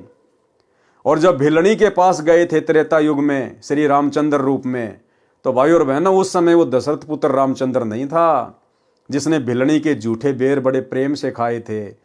अगर रामचंद्र होता तो पीछे उसका भाई लक्ष्मण था, मुंह चढ़ा रहा था, एक भी बेर नहीं खाया, पीछे फेंक रहा था। तो अपने भगत के लिए ना जाने ये परमात्मा कब और कौन सा रूप धारण कर ले, किसी को पता भी नहीं चलता है। क्योंकि श्री कृष्ण जी श्रेष्ठ आत्मा हैं, भगवान हैं। उन्होंने सुदामा व भिलनी को भी हृदय से चाहा। ये बातें लिखकर गुरुदेव भगवान ने संकेत कर दिया। अब आप और हम भाई बहन समझ जाएंगे कि सुदामा के पास में श्री कृष्ण रूप बनाकर कौन थे और भिलनी के जूठे बेर किसने खाए थे। तो हमें पीछे की सारी लीला समझ में आएगी कि श्री कृष्ण जी के रूप में वो डबल भूमिका कौन कर रहे थे। जिस प्रकार काशी के भंडारे में वो कबीर परमात्मा स्वयं ही केशव बंजारा बनकर सवाल कर रहा था और कबीर रूप में परमात्मा जवाब दे रहे थे, ठीक ऐसे ही सारी की सारी भूमिका श्री कृष्ण जी के रूप में कबीर परमात्मा सतगुरु रामपाल जी स्वयं ही कर रहे हैं। क्योंकि श्री कृष्ण जी श्रेष्ठ आत्मा है, भगवान हैं। उन्होंने सुदामा व भिलनी को भी हृदय से चाहा। यहां तो स्वयं परमेश्वर पूर्ण ब्रह्म सत्य पुरुष अकाल मूर्ति आए हैं। फिर द्रौपदी से कहा कि हे बहन, सुदर्शन महात्मा जी आए हैं, भोजन तैयार करो, बहुत पहुंचे हुए संत हैं। द्रौपदी देख रही है कि संत लक्षण तो एक भी नहीं दिखाई देते हैं। ये तो एक दारिद्र गृहस्थी व्यक्ति है, न तो वस्त्र भगवा, न गले में माला, न तिलक, न सिर पर बड़ी जटा, न मुंड ही मुंडवा रखा और न ही कोई चिमटा झोली कमंडल लिए हुए था। श्री कृष्ण जी के कहते ही स्वादिष्ट भोजन कई प्रकार का बनाकर एक सुंदर थाल चांदी का उसमें परोसकर सुदर्शन जी के सामने रख दिया। द्रौपदी ने मन ही मन में विचार किया कि आज तो ये भगत भोजन को खाएगा तो उंगली चाटता रह जाएगा, जिंदगी में ऐसा भोजन कभी नहीं खाया होगा। सुदर्शन जी ने नाना प्रकार के भोजन को थाली में इकट्ठा किया तथा खिचड़ी सी बनाई। उस समय द्रौपदी ने देखा कि इसने तो सारा भोजन खीर, खांड, हलवा, सब्जी, दही, बड़े आदि घोलकर एक कर लिया तब मन में दुर्भावना पूर्वक विचार किया कि इस मूर्ख हबसी ने तो खाना खाने का भी ज्ञान नहीं है। ये काहे का संत कैसा शंख बजाएगा, क्योंकि खाना बनाने वाली स्त्री की ये भावना होती है कि मैं ऐसा स्वादिष्ट भोजन बनाऊं कि खाने वाला मेरे भोजन की प्रशंसा कई जगह करे। प्रत्येक बहन की यही आशा होती है। लेकिन अब सतगुरु रामपाल जी परमेश्वर जी की शरण में आने के बाद आप और हम भगत भाई बहनों ने इस प्रकार की भावना अपने मन में उत्पन्न नहीं करनी है कि मेरे घर का भोजन खा के ये भगत 20 जगह गुणगान करे। अरे हम तो खुद उस समर्थ परमात्मा सतगुरु रामपाल जी भगवान के द्वारा फेंके गए टुकड़े खाकर और अपनी भक्ति सफल करने में लगे हुए हैं। हमें तो खुद ही स्वादिष्ट व्यंजन खाने का शौक नहीं है, तो हमारे अंदर वर्तमान में किसी भी भगत भाई या भगत बहन में इस प्रकार के विचार उत्पन्न नहीं हो जाने चाहिए कि ये भगत पिछली बार वहां भी गया था और अब की बार मेरे यहाँ आया है, अब की बार तो ऐसा भोजन बनाऊंगी मेरी तारीफ करेगा। सौपन में भी नहीं सोचना। अगर आपके घर में सब्जी रोटी नहीं है, अगर चटनी रोटी है, तो भगवान को भोग लगा के प्रसाद रूप में उसके सामने पेश कर दो। ना मन में कोई शंका होनी चाहिए कि मेरे घर का रूखा सूखा खा के बाहर जाके क्या कहेगा। बिल्कुल भी नहीं, क्योंकि जब हमने भगवान को भोग लगा दिया, क्योंकि सबसे पहले हम सत्सेवकों के घरों में अपने गुरु को भोग लगता है, और जब भगवान को भोग लगा दिया, भगवान ने स्वीकार कर लिया, उसके बाद वो प्रसाद बन जाता है। और प्रसाद के विषय में कौन क्या सोचता है, फिर ये सामने वाले के अपने कर्म हैं। वह बेचारी 1 घंटे तक धुएं से आंखें खराब करे और मेरे जैसा कह दे कि नमक तो है ही नहीं, तब उसका मन बहुत दुखी होता है। इसलिए संत जैसा मिल जाए उसे खाकर सराहना ही करते हैं। यदि कोई न खा सके तो नमक कहकर संत नहीं मांगता। ठीक इसी प्रकार भगत भाई बहनों की भी जिम्मेदारी है। यदि हमें कहीं भी जाना पड़ जाए, किसी साथ संगति में या अपने किसी भगत भाई बहन के घर पे या किसी भी अनुपदेशी के यहाँ पर, हालांकि अनुपदेशियों के तो हम यहाँ जाते नहीं, और जाते हैं तो हम भोजन पानी वहाँ पर खाते नहीं। यदि अपने भगत भाई बहनों के घरों पर भी जाते हैं और जैसा भी हमारे को खाने को मिल जाए रूखा सूखा, भाई और बहनों हमारे मन में भी नहीं आना चाहिए कि इन्होंने तो सब्जी भी नहीं बनाई और रोटी भी ठंडी है। मन में नहीं आना चाहिए बिल्कुल भी भाई और बहनों के, क्योंकि आपकी आंखों के सामने आपके गुरुदेव भगवान को पहले भोग लगा है, और जब गुरुदेव भगवान ने रूखा सूखा स्वीकार कर लिया, फिर हमारी क्या औकात है 2 कौड़ी के जीवों की, जो हम उसमें मीन मेख निकालें। इसलिए संत जैसा मिल जाए उसे खाकर सराहना ही करते हैं। यदि कोई न खा सके तो नमक कहकर संत नहीं मांगता। संतों ने नमक का नाम राम रस रखा हुआ है। कोई ज्यादा नमक खाने का अभ्यस्त हो तो कहेगा कि भैया राम रस लाना। घर वालों को पता ही नहीं चले कि क्या मांग रहा है, क्योंकि सत्संग में सेवा में अन्य सेवक ही होते हैं, न ही भोजन बनाने वाले को दुख हो। एक समय एक नया भगत किसी सत्संग में पहली बार गया। उसमें किसी ने कहा कि भगत जी राम रस लाना, दूसरे ने भी कहा कि राम रस लाना, तथा थोड़ा राम रस अपनी हथेली पर रखवा लिया। उस नए भगत ने खाना खा लिया था, परंतु पंक्ति में बैठा अन्य भक्तों के भोजन पाने का इंतजार कर रहा था कि इकट्ठे ही उठेंगे। ये भी एक औपचारिकता सत्संग में होती है। उसने सोचा रामरस कोई खास मीठा खाद्य पदार्थ होगा, ये सोचकर कहा कि मुझे भी रामरस देना। तब सेवक ने थोड़ा सा रामरस नमक उसके हाथ पर रख दिया। तब वह नया भगत बोला, ये के कान कहलाना है, चोखा सा रख दे। नया भगत था, उसको पता नहीं था कि भाई नमक को रामरस कहते हैं। तो जब थोड़ा सा उस भगत ने रखा उसकी हथेली पे, तो उस नए भगत ने कहा कि भैया कोई कानून के थोड़ी लगाना है, अरे खाना है ढंग से दे। उसने देखा कि रामरस है, जब नाम इतना मीठा है तो खाने में कितना मीठा होगा। उसने सोचा रामरस कोई खास मीठा खाद्य पदार्थ होगा, ये सोचकर कहा मुझे भी रामरस देना। तब सेवक ने थोड़ा सा रामरस उसके हाथ पर रख दिया। तब वह नया भगत बोला, ये के कान कहलाना है, चोखा सा रख दे। तब उस सेवक ने 2-3 चम्मच रख दिया। उस नए भगत ने उस बारीक नमक को कोई खास मीठा खाद्य प्रसाद समझकर फांका मारा। तब चुपचाप उठा तथा बाहर जाकर कुल्ला किया। फिर किसी भगत से पूछा, रामरस किसे कहते हैं? तब उस भगत ने बताया कि नमक को रामरस कहते हैं। तब वह नया भगत कहने लगा कि मैं भी सोच रहा था कि कहें तो रामरस है परंतु इतना खारा। फिर विचार आया कि हो सकता है नए भक्तों पर परमात्मा प्रसन्न नहीं हुए हों, इसलिए खारा लगा हो। मैं एक बार फिर से कोशिश करता, अच्छा हुआ जो मैंने आपसे स्पष्ट कर लिया। फिर उसे बताया गया कि नमक को रामरस किस लिए कहते हैं। सुपथ सुदर्शन जी ने थाली वाले मिले हुए उस सारे भोजन को 5 ग्रास बनाकर खा लिया। 5 बार शंख ने आवाज की, उसके पश्चात शंख ने आवाज नहीं की।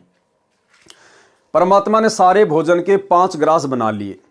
अब भाई और बहनों, हम भगत भाई बहनों ने ये कॉपी नहीं करनी है कि हम भी प्रतिदिन हमारे घर पर जो भोजन बने या कहीं भी बने सारे को गोल मोड़ करके उसके 5 ग्रास बनाकर खाएं। परमेश्वर ने तो उस समय केवल एक लीला करनी थी, वो पंचजन्य शंख बजाना था। इसलिए परमात्मा ने सारे भोजन को मिलाया और जो है 5 उसके जो है वो ग्रास बनाए। दूसरा, परमात्मा हमें शिक्षा देना चाहते हैं कि ये मन बड़ा भड़वा है, इसको अगर नई नई चीजें खाने को मिलेंगी तो दोबारा से उन्हीं चीजों की डिमांड करेगा। इसलिए मन को संतों ने कभी भी स्वाद नहीं देना चाहिए, स्पेशल कोई टेस्ट नहीं देना चाहिए। इसलिए यह सोचकर कि मन को मौका ना मिले फिर से उसी चीज को खाने के लिए, वही डिमांड करने के लिए, इसलिए परमात्मा ने उसको गोल मथोल कर लिया कि आज तो भैया यहां मैं कचौड़ी पकौड़ी समोसे खा लूंगा, दही बड़े खा लूंगा, कल को जाके मेरी झोपड़ी में फिर मेरे को वही रुखी सूखी रोटी खानी है। तो ये मन तो बड़ा भड़वा है, कल को कहेगा हाँ दही बड़े बहुत अच्छे थे, कचौरी बहुत अच्छी थी, तो फिर ये दुखी करेगा, परेशान करेगा। तो परमेश्वर हमें शिक्षा देना चाह रहे हैं कि हमें जैसा भी मिले, रूखा सूखा मिले, चाहे 56 प्रकार का भोग मिले, हमने उसमें ना तो कोई विशेष रुचि दिखानी है, ना हमने उसकी विशेष कोई जो है वो प्रशंसा करनी है। जैसा मिल जाए भगवान का प्रसाद समझ के खा लेना है। हमने केवल अपनी भक्ति को सफल करना है। हमने केवल जीवन जीने के लिए भोजन का सहारा लेना है, टेस्ट के लिए नहीं। व्यंजन 36 परोसिया जहां द्रौपदी रानी, बिन आदर सत्कार के कहीं शंख न बानी। पंच गिरासी बाल्मीकि पंचे बर बोले, आगे शंख पंचायन कपाट न खोले। बोले कृष्ण महाबली त्रिभुवन के साजा, बाल्मीकि प्रसाद से कण कण क्यों न बाजा। द्रौपदी सेती श्री कृष्ण देव जब ऐसे भाखा, बाल्मीकि के चरणों की तेरे न अभिलाषा। प्रेम पचायन भूख है अन्न जग का खाजा, ऊंच नीच द्रौपदी कहा शंख कण कण क्यों नहीं बाजा। बाल्मीकि के चरणों की लई द्रौपदी धारा, शंख पचायन बाजिया कण कण झंकारा। युधिष्ठिर जी श्री कृष्ण जी के पास आए तथा कहा, हे भगवान आपकी कृपा से शंख ने आवाज की है, हमारा कार्य पूर्ण हुआ। श्री कृष्ण जी ने सोचा कि इन महात्मा सुदर्शन के भोजन खाने से भी शंख अखंड क्यों नहीं बजा। फिर अपनी दिव्य दृष्टि से देखा तो पाया कि द्रौपदी के मन में दोष है, जिस कारण से शंख ने अखंड आवाज नहीं की, केवल 5 बार आवाज करके मौन हो गया। श्री कृष्ण जी ने कहा, युधिष्ठिर यह शंख बहुत देर तक बजना चाहिए, तब यह यज्ञ पूर्ण होगी। युधिष्ठिर ने कहा, भगवान अब कौन संत शेष है जिसे लाना होगा। श्री कृष्ण जी ने कहा, युधिष्ठिर इस सुदर्शन संत से बढ़कर कोई भी सत भक्ति युक्त संत नहीं है, इसके एक बाल समान तीनों लोक भी नहीं है। अपने घर में ही दोष है, उसे शुद्ध करते हैं। श्री कृष्ण जी ने द्रौपदी से कहा, द्रौपदी भोजन सब प्राणी अपने अपने घर पर रूखा सूखा खाकर ही सोते हैं, आपने बढ़िया भोजन बनाकर अपने मन में अभिमान पैदा कर लिया। बिना आदर सत्कार के किया हुआ धार्मिक अनुष्ठान यज्ञ हवन पाठ सफल नहीं होता। आपने इस साधारण से व्यक्ति को क्या समझ रखा है, यह पूर्ण ब्रह्म है। अब भाई और बहनों, उस समय यदि ये बात श्री कृष्ण जी बोल रहे होते तो क्या श्री कृष्ण जी क्या भक्ति नहीं करते थे क्या? दुर्वासा को अपना गुरु बना रखा था, ओम नाम की भक्ति करते थे। अगर उस श्री कृष्ण को ये बात का पता चल जाए कि ये पूर्ण ब्रह्म है, क्या उपदेश नहीं ले लेता, चरणों में नहीं गिर जाता, भगत नहीं बन जाता उनका? लेकिन भाई और बहनों, सारा का सारा खेल कबीर परमात्मा सतगुरु रामपाल जी खेल रहे थे। दिखाई सबको जरूर श्री कृष्ण जी दे रहे थे। यह पूर्ण ब्रह्म है, इसके एक बाल के समान तीनों लोक भी नहीं है। आपने अपने मन में इस महापुरुष के बारे में गलत विचार किए हैं, उनसे आपका अंतःकरण मैला हो गया।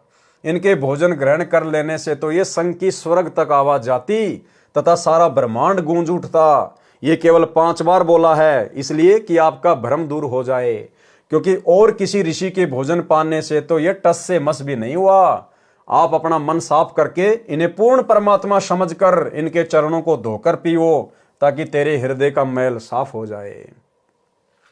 उसी समय द्रौपदी ने अपनी गलती को स्वीकार करते हुए संत से क्षमा याचना की और शुपथ सुदर्शन के चरण अपने हाथों धोकर चरना अमृत बनाया। रज भरे यानी धूल भरे जल को पीने लगी। जब आधा पी लिया तब भगवान श्री कृष्ण जी ने कहा, द्रौपदी कुछ अमृत मुझे भी दे दो ताकि मेरा भी कल्याण हो।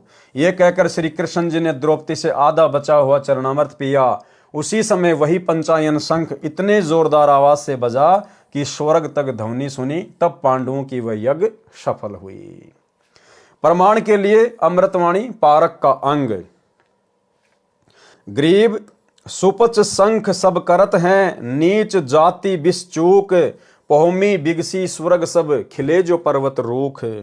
गरीब करी द्रौपदी दिल मंजना, सुपच चरण पी धोय, बाजे शंख सर्वकला रहे आवाज गोय।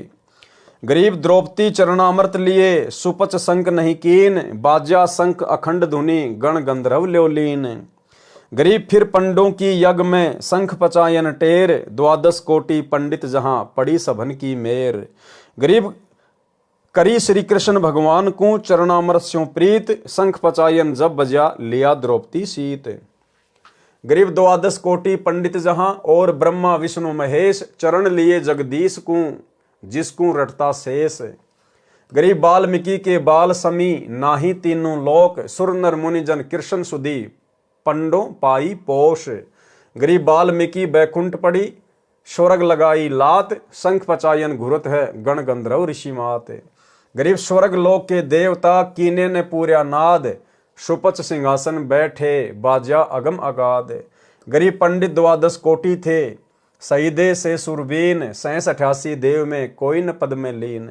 गरीब बाजा शंख सुरग सुण्या, 14 भवन उचार, 33 तत न लहा किए न पाया पार। अचला का अंग। गरीब सुपच रूप धरी आईया, सतगुरु पुरुष कबीर, तीन लोक की मेदनी, सुर नर मुनि जन भीर।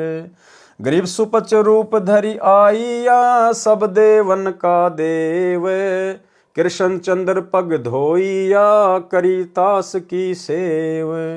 गरीब पांचों पंडों संग हैं, छठे कृष्ण मुरारी, चलिए हमारी यज्ञ में समर्थ सृजनहार। गरीब 88 ऋषि जहां, देवा 33 कोटि, शंख न बाजा तास ते रहे चरण में लोटी। गरीब पंडित द्वादश कोटि है और 84 सिद्ध, शंख न बाजा तास ते पिए मान का मद। गरीब पंडों यज्ञ अश्वमेघ में, सतगुरु किया पियान, पांचों पांडों संग चले और छठा भगवान। गरीब सुपच रूप को देख कर द्रौपदी मानी शंख, जान गए जगदीश गुरु बाजत नाही शंख। गरीब 56 भोग संजोग कर कीने 5 गिरास, द्रौपदी के दिल दुई है नाही दृढ़ विश्वास। गरीब पांचों पंडों यज्ञ करी, कल्प वृक्ष की छाही, द्रौपदी दिल बंक है कण कण बाजा नाही। गरीब 56 भोग न भोगिया, कीने 5 गिरास, खड़ी द्रौपदी उन्मुनी हरदम घालत श्वास। गरीब बोले कृष्ण महाबली, क्यों बाजा नहीं शंख, जान राय जगदीश गुरु काटत है मन बंक। गरीब द्रौपदी दिल को साफ करी, चरण कमल ल्यो ल्याए, वाल्मीकि के बाल सम त्रिलोकी नहीं पाए। गरीब चरण कमल को धोए कर ले द्रौपदी प्रसाद, अंतर सीना साफ होए जरे सकल अपराध। गरीब बाजा शंख सुभान गति, कण कण भई आवाज, स्वर्ग लोक बानी सुनी त्रिलोकी में गाज। गरीब पंडों यज्ञ अश्वमेघ में आए नजर निहाल। जमराजा की बंदी में खलहल पर्या कमाल। अन्य वाणी सतग्रंथ से 33 कोटि यज्ञ में आए 87 सारे। 12 कोटि वेद के वक्ता सुपच का शंख बजारे। अर्जुन सहित पांडवों को युद्ध में की गई हिंसा के पाप लगे। परमेश्वर कबीर जी ने धर्मदास जी को बताया कि उपरोक्त विवरण से सिद्ध हुआ कि पांडवों को युद्ध की हत्याओं का पाप लगा। आगे सुन और सुनाता हूं। दुर्वासा ऋषि के श्रापवश यादव कुल आपस में लड़कर प्रभास क्षेत्र में यमुना नदी के किनारे नष्ट हो गया।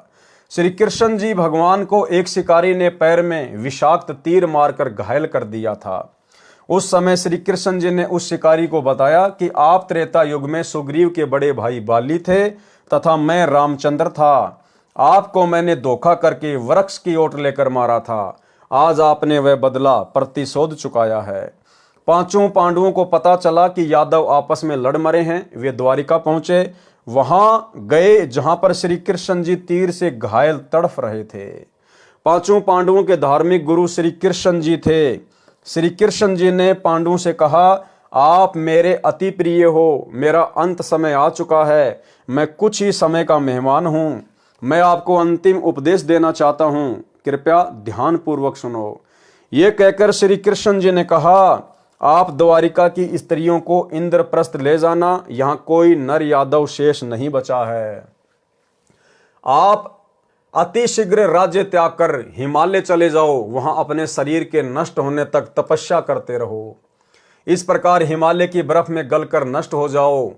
युधिष्ठिर ने पूछा, हे भगवान, हे गुरुदेव श्री कृष्ण, क्या हम हिमालय में गलकर मरने का कारण जान सकते हैं? यदि आप उचित समझें तो बताने की कृपा करें। श्री कृष्ण जी ने कहा, युधिष्ठिर, आपने युद्ध में जो प्राणियों की हिंसा करके पाप किया है, उस पाप का प्रायश्चित करने के लिए ऐसा करना अनिवार्य है। इस प्रकार तपस्या करके प्राण त्यागने से आपके महाभारत युद्ध में किए गए पाप नष्ट हो जाएंगे। और भाइयों और बहनों, गीता अध्याय 2 श्लोक नंबर 37 और 38 में श्री कृष्ण जी के अंदर भूत की तरह प्रवेश करके काल कह रहा था कि अर्जुन, तू युद्ध कर, तुझे कोई पाप नहीं लगेगा। तेरे दोनों हाथों में लड्डू हैं। जीत गया तो पृथ्वी का राज्य भोगेगा, और युद्ध में वीर गति को प्राप्त कर गया तो स्वर्ग का राज्य भोगेगा। और अब श्री कृष्ण जी क्या कह रहे हैं कि हिमालय में जाके गड़ जाओ, मर जाओ। तुम्हारे ऊपर इतने भयंकर पाप रखे महाभारत के युद्ध के, कटने मुश्किल हैं। तो भाई और बहनों, ऐसे श्री कृष्ण जी के अंदर प्रेत की तरह प्रवेश करके और उस काल में महाभारत का युद्ध करवाया था। कबीर जी बोले, हे धर्मदास, श्री कृष्ण जी के श्री मुख से उपरोक्त वचन सुनकर अर्जुन आश्चर्य में पड़ गया। सोचने लगा कि श्री कृष्ण जी आज फिर कह रहे हैं कि युद्ध में किए पाप नष्ट इस विधि से होंगे। अर्जुन अपने आप को नहीं रोक सका। उसने श्री कृष्ण जी से कहा, हे भगवान, क्या मैं आपसे अपनी शंका का समाधान करा सकता हूं? अब भाइयों और बहनों, उस समय अर्जुन के अंदर ये प्रबल, ये प्रेरणा श्री कृष्ण जी से सवाल करने की कि आप युद्ध में क्या कह रहे थे, अब क्या स्टेटमेंट दे रहे हो, कबीर परमात्मा सतगुरु रामपाल जी भगवान ने की आप और हम बिचली पीढ़ी वालों के लिए, ताकि आप और हमारे सामने श्री कृष्ण जी के माध्यम से सच्चाई आ सके। उसने श्री कृष्ण जी से कहा, ये भगवान, क्या मैं आपसे अपनी शंका का समाधान करा सकता हूं?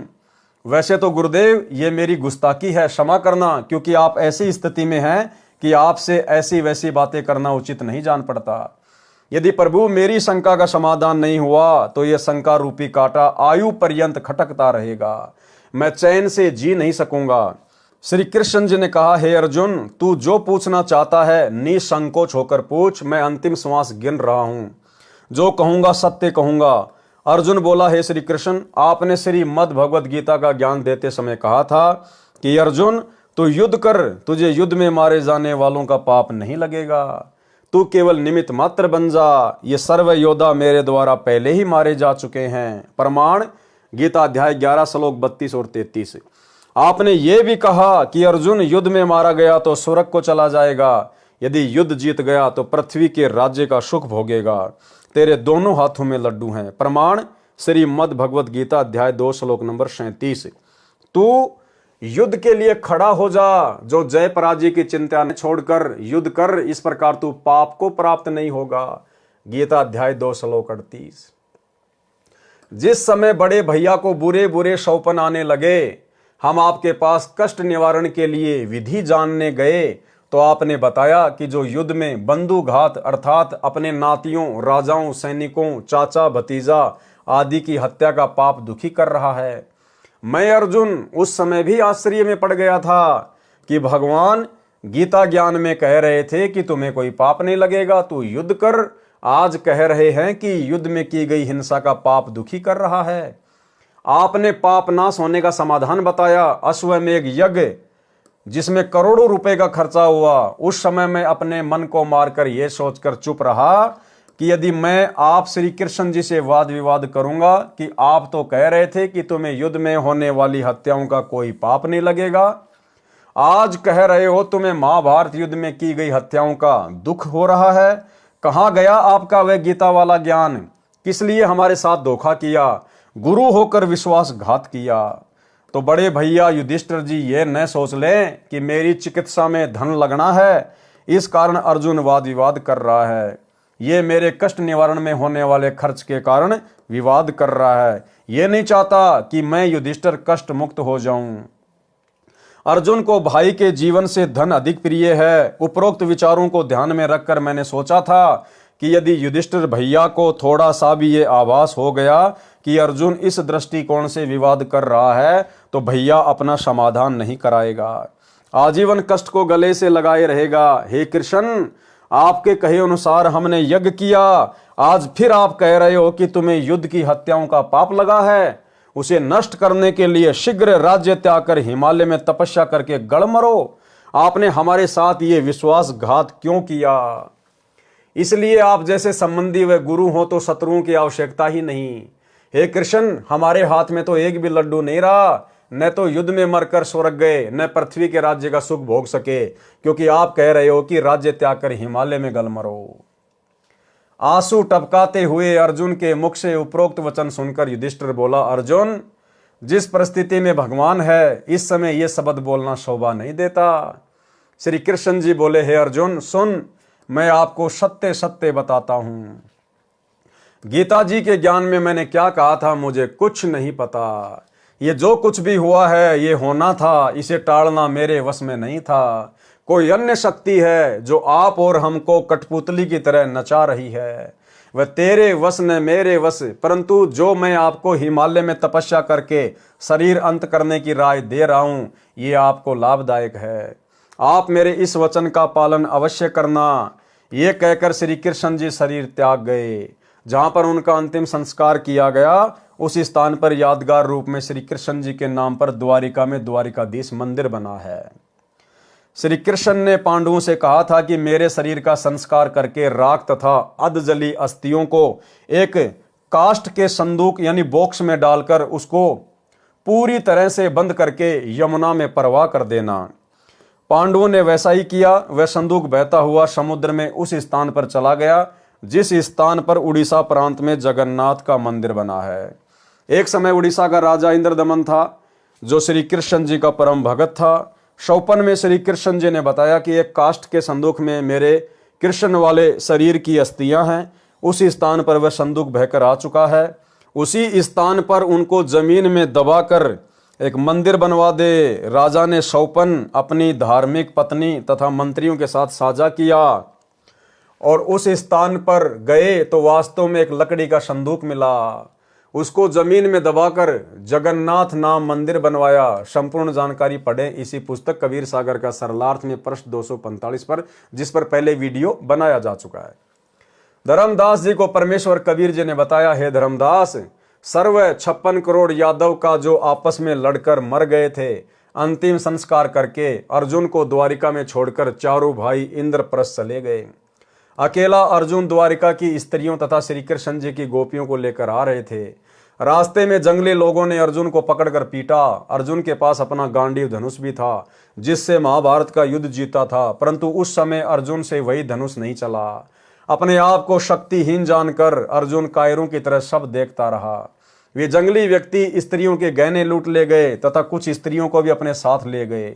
शेष स्त्रियों को साथ लेकर अर्जुन ने इंद्रप्रस्थ को प्रस्थान किया तथा मन में विचार किया कि श्री कृष्ण जी महाधोखेबाज विश्वासघाती था। जिस समय मेरे से युद्ध कराना था तो शक्ति प्रदान कर दी, उसी धनुष से मैंने लाखों व्यक्तियों को मौत के घाट उतार दिया।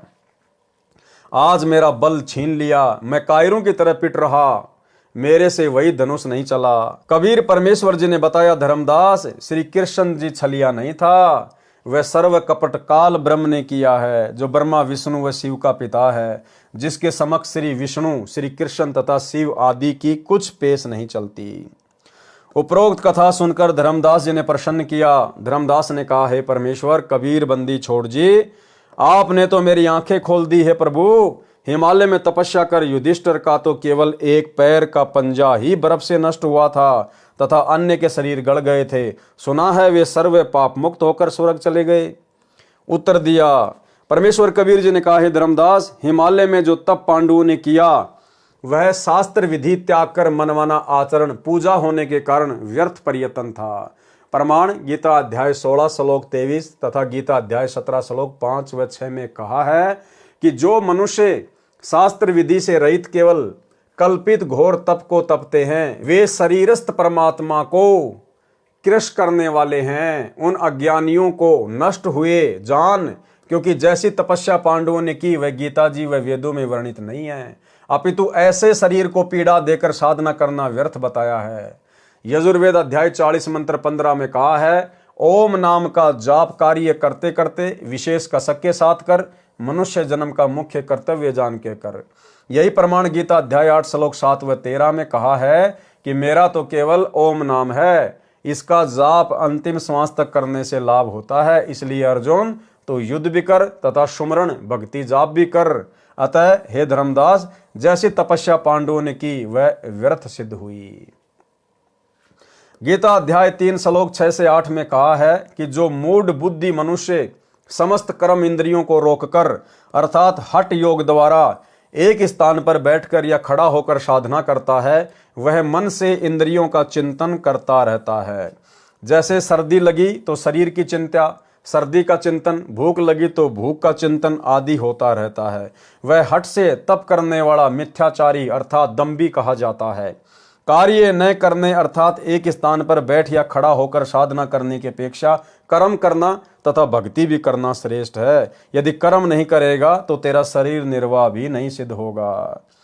विशेष विचार, श्रीमद् भगवत गीता में ज्ञान दो प्रकार का है, एक तो वेदों वाला तथा दूसरा काल ब्रह्म द्वारा सुनाया लोक वेद वाला। ये ज्ञान गीता अध्याय 3 श्लोक 6 से 8 वाला ज्ञान। वेदों वाला ज्ञान ब्रह्म काल ने बताया है। श्री कृष्ण जी द्वारा भी काल ब्रह्म ने पांडवों को लोक वेद सुनाया, जिससे तप हो जाता है। तप से फिर कभी राजा बन जाता है, कुछ सिद्धियां प्राप्त हो जाती हैं, मोक्ष नहीं होता तथा नए पाप ही नष्ट होते हैं। हे धर्मदास, पांचों पांडवों ने विचार करके अभिमन्यु पुत्र परीक्षित को राज तिलक कर दिया। द्रौपदी, कुंती, अर्जुन, भीम व युधिष्ठिर की माता तथा पांचों पांडव श्री कृष्ण जी के आदेश अनुसार हिमालय पर्वत पर जाकर तप करने लगे। कुछ ही दिनों में आहार अभाव से उनके शरीर समाप्त हो गए। केवल युधिष्ठिर का शरीर शेष रहा, उसके पैर का एक पंजा बर्फ में गल पाया था। युधिष्ठिर ने देखा कि उसके परिजन मर चुके हैं, उनके शरीर की आत्माएं निकल चुकी हैं, सूक्ष्म शरीर युक्त आकाश को जाने लगी। तब युधिष्ठिर ने भी अपना शरीर त्याग दिया तथा सूक्ष्म शरीर युक्त युधिष्ठिर कर्मों के संस्कार वश अपने पिता धर्मराज के लोक में गया। धर्मराज ने अपने पुत्र को बहुत प्यार किया तथा उसको रहने का मकान बताया।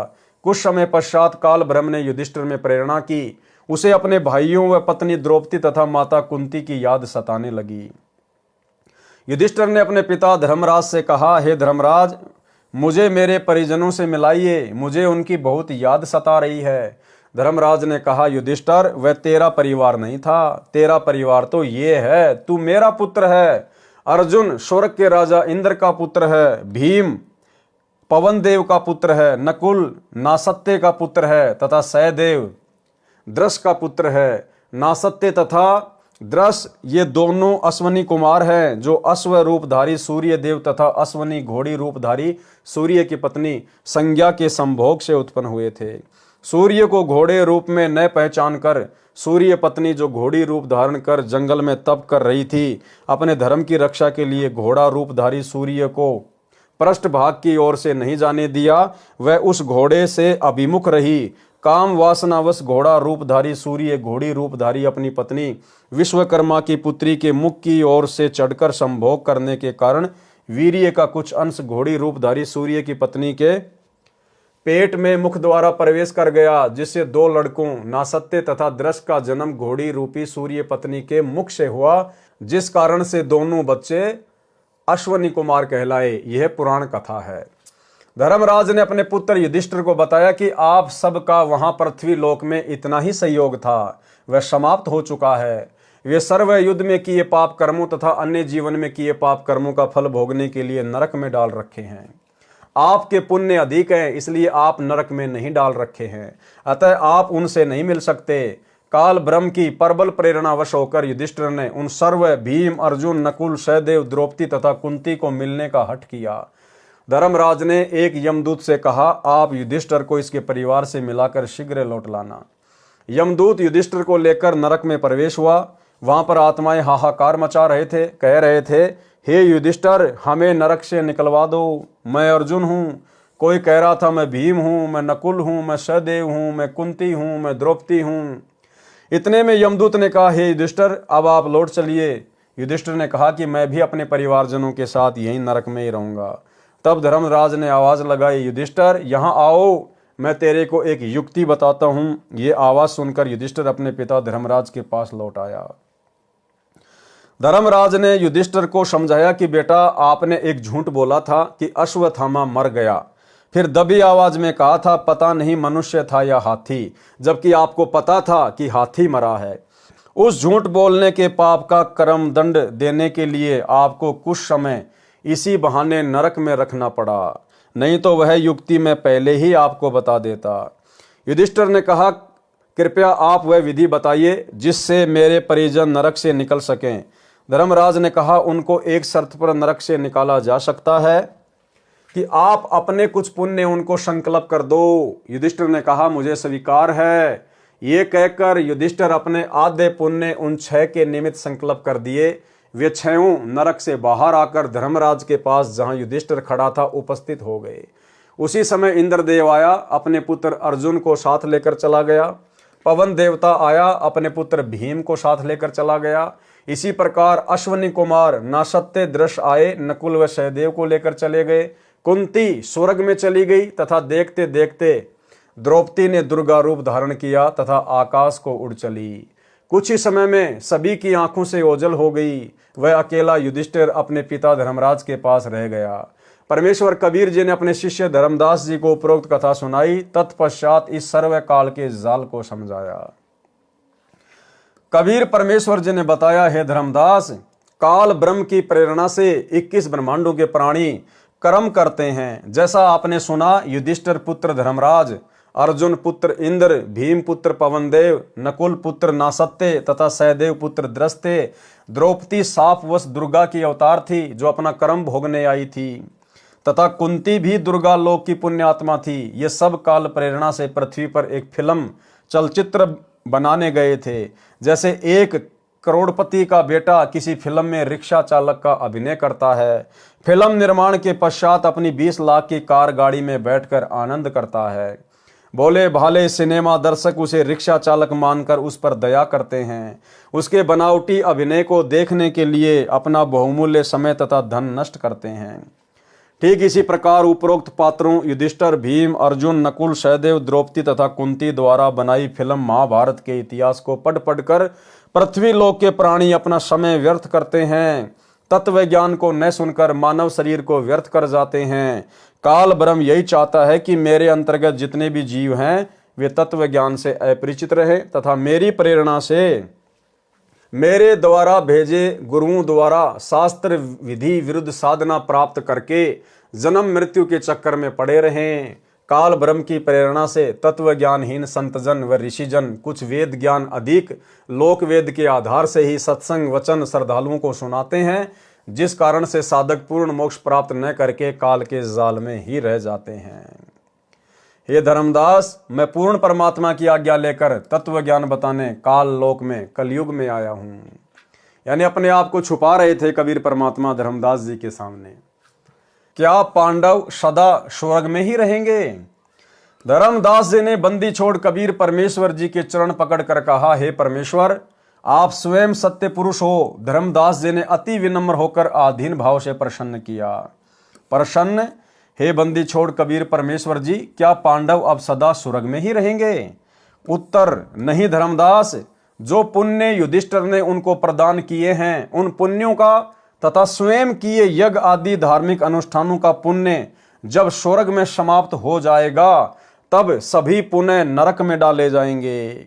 युद्ध में किए गए पाप कर्म तथा उस जीवन में किए गए पाप कर्म तथा संचित पाप कर्मों के फल को भोगने के लिए नरक में अवश्य गिरना होगा।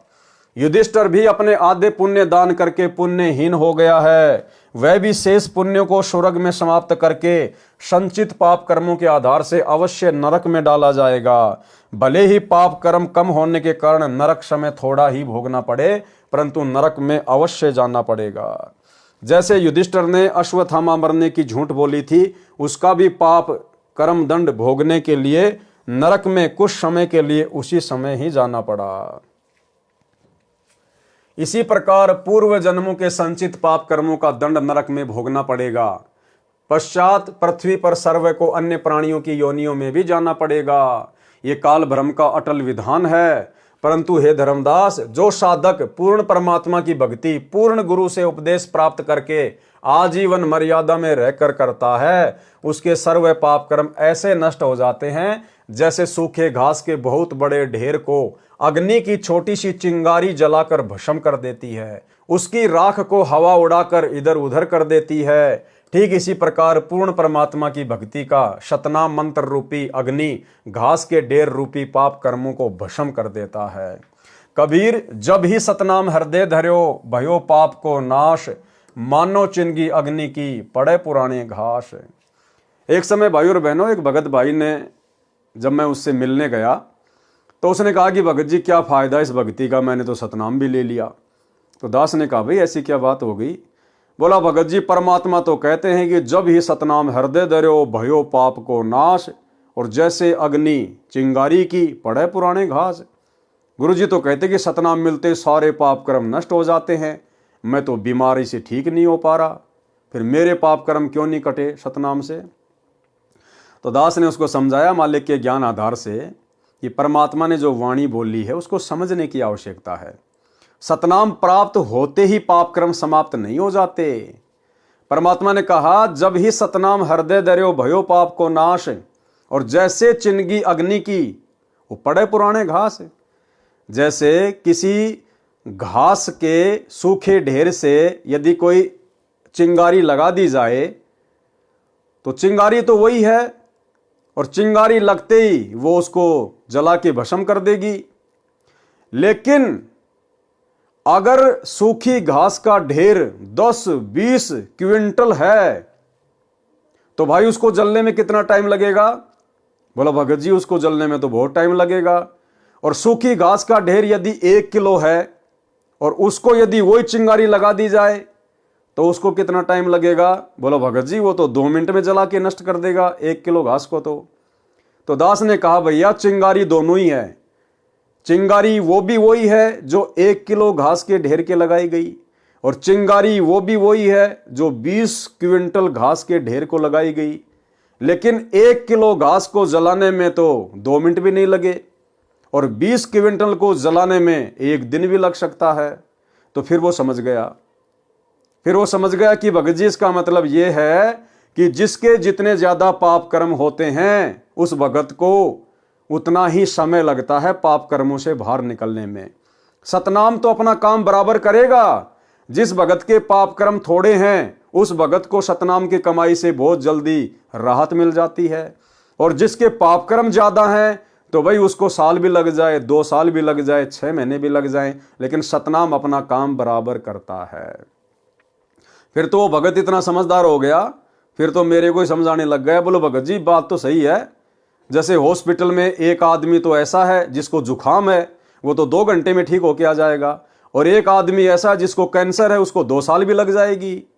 तो दास ने कहा अब तेरे बात बिल्कुल समझ में आ गई। तो भाई और बहनों, आज के वीडियो में केवल इतना ही।